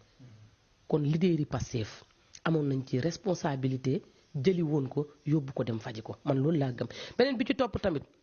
nañu dimbali Ousmane Sonko mënul lépp Ousmane Sonko li mu mënul lépp defal nañu ko muy fexe na ba Pastef am ndam ci benn nit te moom lañ doon saaga moom lañ doon taf moom lañ doon def lépp waaye fexe na ba sauver projet waaye bi mu sauver projet bi ànd ko ak magam wala rakkam Bassirou Diomaye Faye ba mu paree dañoo teg ay ministre dañoo teg ay DC dañoo fal gouvernement kon lan ñoo war a nekk seen rôle mooy gestu nag booy yi nga xam ne ñoo nekkoon ci internet bi doon leen xeexal ndax lu am importance la politique mënul ñàkk mafia ndax mafia boobu suba mooy li lay génne ci situation yi ngay nekk waaye tey da ngay gis ne da ngay gis benn leader sax nga jege ko du la faale wala mu romb la dëgg ci say tànk. lu mel noonu patriote xaw nañ koo naqarlu ci projet Azura bi ndax nee nañ Azura ak ni mu mel biir Pastef tey lu mel nii ñëpp war nañoo taxaw ndax ñoom ñëpp yaakaar naa guddil na leen bëccëgal na leen. mooy yoon patriote yi nag mer nañ ba ñenn ñi sa xàmmeetuñu dëgg gi ak li wax li leen neex ndax ñu bëri ñu ngi wax président Ousmane Sonko dañoo seetaanuñu Ousmane Sonko daa am lu mu jiite état da koo tënk kon Ousmane Sonko mënul ñëw ne day défendre Azura loolu mënu ko waaye am na ay nitam am na ay leaderam yoo xamante ne képp ku ci am programme da ngay woo Azura utiliser woo ko Azura daf lay defal ay image am te Azura dafa am compte TikTok bu mag ay vidéo am dafay viral ñu bëri information yu bëri ci moom lañ koy jëlee kon Azura bu demee ba am problème bu mel nii patriote yëpp am ko kon amoo rafetoon na ay leader wala ay DC wala ay député yu ñëw taxawoon ca buntu ba donte mënuñu dugg waaye ñu taxaw ñëw massawuñu jàppale ñu ndax ñun nag fii ministre bu ñu fi woowoon tey wala député bu fi amoon problème tey ñun dañuy wàcc suñuy lal dem jaayante ko ak ñoom ba mu jeex génn ci internet bi défendre ñun li gën a seer lañ leen may. ma Adama Diop war ngaa dem liggéeyi de te bàyyi wax ji ay passé mu junne nga muuru nii waa AP di la kokkali nii nga tas sa kanam gi yéen moo leen dem ngeen dem liggéey ngeen bàyyi Pastef yi ñu liggéey seen liggéey wala yéen déggoo leen Ousmane Sonko li mu wax Ousmane Sonko ba tey Adama yow xamoo yow projet parce que xam nga dama yaakaar jàngoo leen quoi jàngole wala xamoo leen lan la Ousmane Sonko wax. Ousmane Sonko nekk fi di topp benn mankan kunkan wala mu fiy nekk kenn di wax ku fi wax dañ lay jàpp yow mi sa boo wax dañ lay jàpp man dañ may jàpp la may problème bi bàyyi leen Ousmane Sonko mu liggéey s'il te plaît man ku ma neex nga mais damay jéem a toog yow nga bëgg da nga bëgg ay caméra nit ñi di la kokkali waa après di la taf mais ñi dafa am lu ma yaakaar ne est-ce que ça va parce que yow da nga war dem nga liggéey bàyyi Ousmane Sonko mu liggéey yéen a ngi for yéen a moom Ousmane Sonko yéen a ko imposé ba Ousmane Sonko daal lii da ngeen war a wax rek mu wax wala Ousmane Sonko da ngeen wax ay mënu seen fi amul nit dafa ay mën seen nit kon yéen li ngeen doon wax ngeen fi bëgg a indiwaat mooy ku ma am ndey ku ma amul ndey bi Macky Sall doon def ngeen bëggaat te yéen ko doon xeex naa loolu amatu fi kenn du fi toog kenn du fi jàppale kenn en léegi ñoom Ousmane Sonko génnaat jàppale fi ñoom Azura ji ñu jàppale ñun jël affaire yëpp féetale ko sunu boor ngeen tëb ni ko waxoon na ko dem na ngeen bàyyi Ousmane Sonko mu liggéey yéen a ngi ñuy tooñ de vraiment amee ngeen ñu àq dem ngeen liggéey ngeen bàyyi Ousmane Sonko ngir yàlla s'il te plaît surtout yow moom yow da nga war dem rek toog nag wax dëgg yàlla nga baal ma nag da nga war dem nga toog rek ngir yàlla sista nga dem nga bàyyi Ousmane Sonko mu liggéey li ngay wax ne da ngay wax rek wax dëgg yàlla da ngay wax rek chaque jour di wax dama nga toog nga bàyyi ko mu liggéey yow mii sax du ma fi defee benn dél dañ lay jàpp mais Ousmane Sonko mi ngeen di xas di wax nii ko ne naan ay Pastef ay amuñu kii ak ay kii yëpp Pastef dañ fi teg Ousmane Sonko bu muy jël Pastef di ko dafa jël Pastef ñu ne kaay la nga kii dafa ñu ànd ak Pastef ba jonni yàlla tey ba ñu egsi fii ñu egsi xool di la vérité bàyyi la ñu liggéey. kon yaakaar naa ni ñoo ko gisandoo mu toog di naan kii saaga président Macky Sall wérul waaye mi ngi balaame ñi nga xamante ni mooy waa Pastef ñoom ñoo ko seetaan maa koy laaj nag ku dee kooku wérul est ce que moom wér na ndaxte moom su wérul est ce que dina nangu tey ji ak bandage am ak lépp mu war a tal boppam tal njabootam tey ji mu taxaw di ridiculiser boppam teg boppam nii ci internet bi gars yi di ko filmer di ko wane kii nga xamante ni tey ji moo ko tontu jël boppam daal di koy jël di ko wax ay wax yoo xamante ni teguwul fenn tey ji war na xool njabootam ëllëg day am ay doom alalu aduna jaru ko su dee dañ doon xeex pour le don de soi ndaxte nit mën na saaga seen yaay duñu fayu saaga seen papa duñu fayu waaye ki ñu gëm ci politique kooku laal moo xamante ni ku ko laal rek ñoom seen xol jóg ñu jóg di tontante yow foofu la ñu war a dem xool it waat seen bopp xool est ce que nit ku wér tey jii sa waajur dinañ ko saaga ba pare yow du la métti ñu saaga keneen koo xamante ni bokku leen dara lu dul lii nga xamante ni mooy ay affaire u puukare affaire u aduna di politique nga ne kooku ngay reyee sa bopp ndaxte da ngeen ko gëm lu mu leen jox yéen ko am ngeen ci plein droit waaye yaakaar naa ne tey jii suñuy wax ñu wérul suñu leen xoolee bu baax a baax dinañ xool ñu bëri tey jii ñi ngi ci biir ne nii waaye wéruñu waaye tey jii lii muy def nii ñu bëri daal jàpp nañ daal ñu ngi koy kookali kooku nu mu ko waxee waa APR jàpp sa photo di ko taf tey jii na nga dem liggéey ji je crois que moo ëpp solo tey jii comme ni ngeen ko waxee jubal jubbanti toog muy dox dafa jeex donc je crois que képp koo xamante ni yaa ngi bokkoon ci projet bi jamono ji waroo sax am jot da nga war a xëy di liggéey nekk ci dara pour mën a jàppale tey jii ñi nga xamante ne tey jii ñoom la ñu dénk bopp réew mi pour que ñu mën a réussir. Toujours dans votre acte du jour de ce 14 mai 2025 sur VIP People TV suñ fa jógee dañuy dem seeti yi ñi nga xamante ni ñoo tuddee seen bopp ay militants Pastef ginnaaw nag bi nga xamante ni indi loolu nañ daal seen soutien kii nga xamante ni dafa bokkoon ci ñoom doon saaga président Macky Sall ñu convoqué foofu ci cybersécurité ginnaaw nag bi ñu génnee ñoom daal jàpp nañ daal seen leader moo leen daal di sacrifier lii yëpp moom moo ko waral nañu déglu ji daal seen mer ba futt daal di dellu siwaat ñu jàpp Ousmane Sonko moo ñu sacrifié Ousmane Sonko yaa nekk dañuy sacrifié la mu tax ñuy jàpp ñu jàpp patriote yi kenn waxul luy saaga Macky Sall dafa rey 80 personnes tey yaa ñu xeexal nag sa njaboot la bokk bakkan moo gën a foor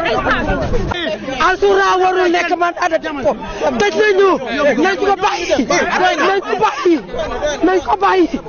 nañu bàyyi ngeen Asura waroon nañ ko fayee leneen lu dul lii Asura waroon nañ ko fayee leneen lu dul tëj kaso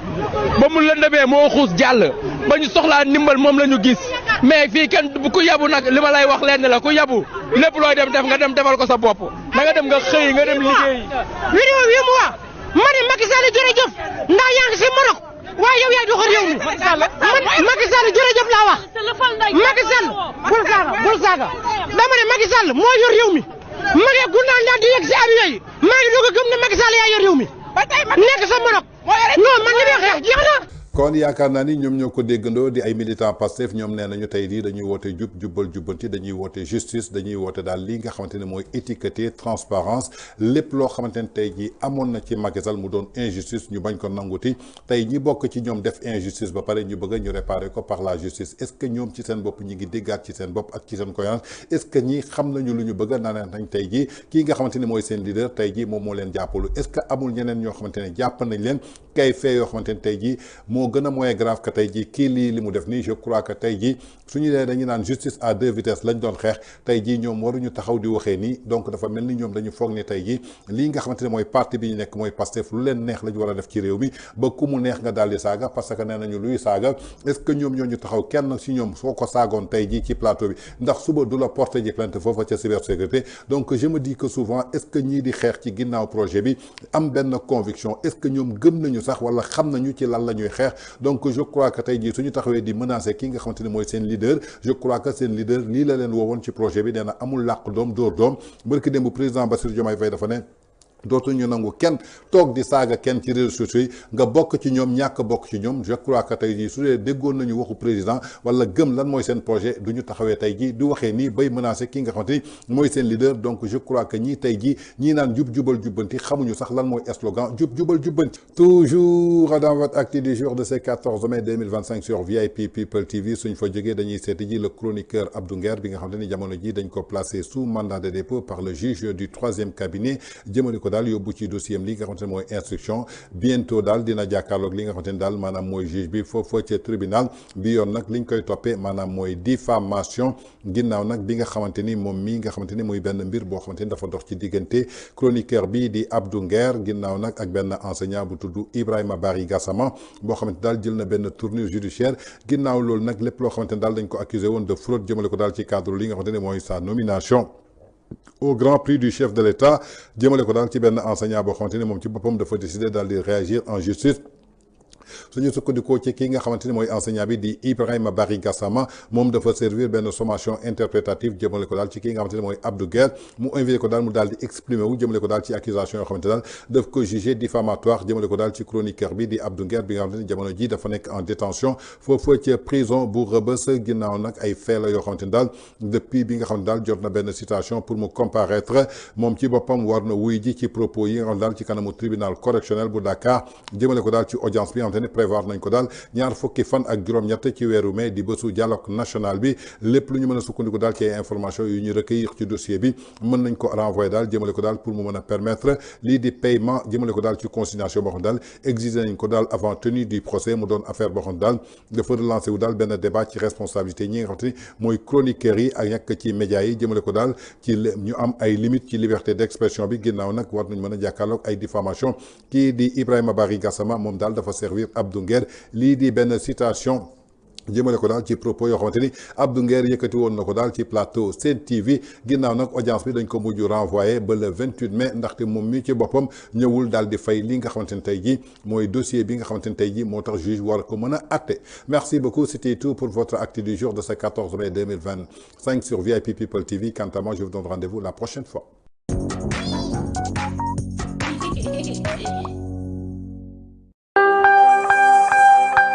yow mi am jafe-jafe ci wàllu néew kàttan sa ndoxu awra baaxul wala sax sa awra nooy kaay ma jox la solution bi ci gën a gaaw produit 100% bio baa ngi nii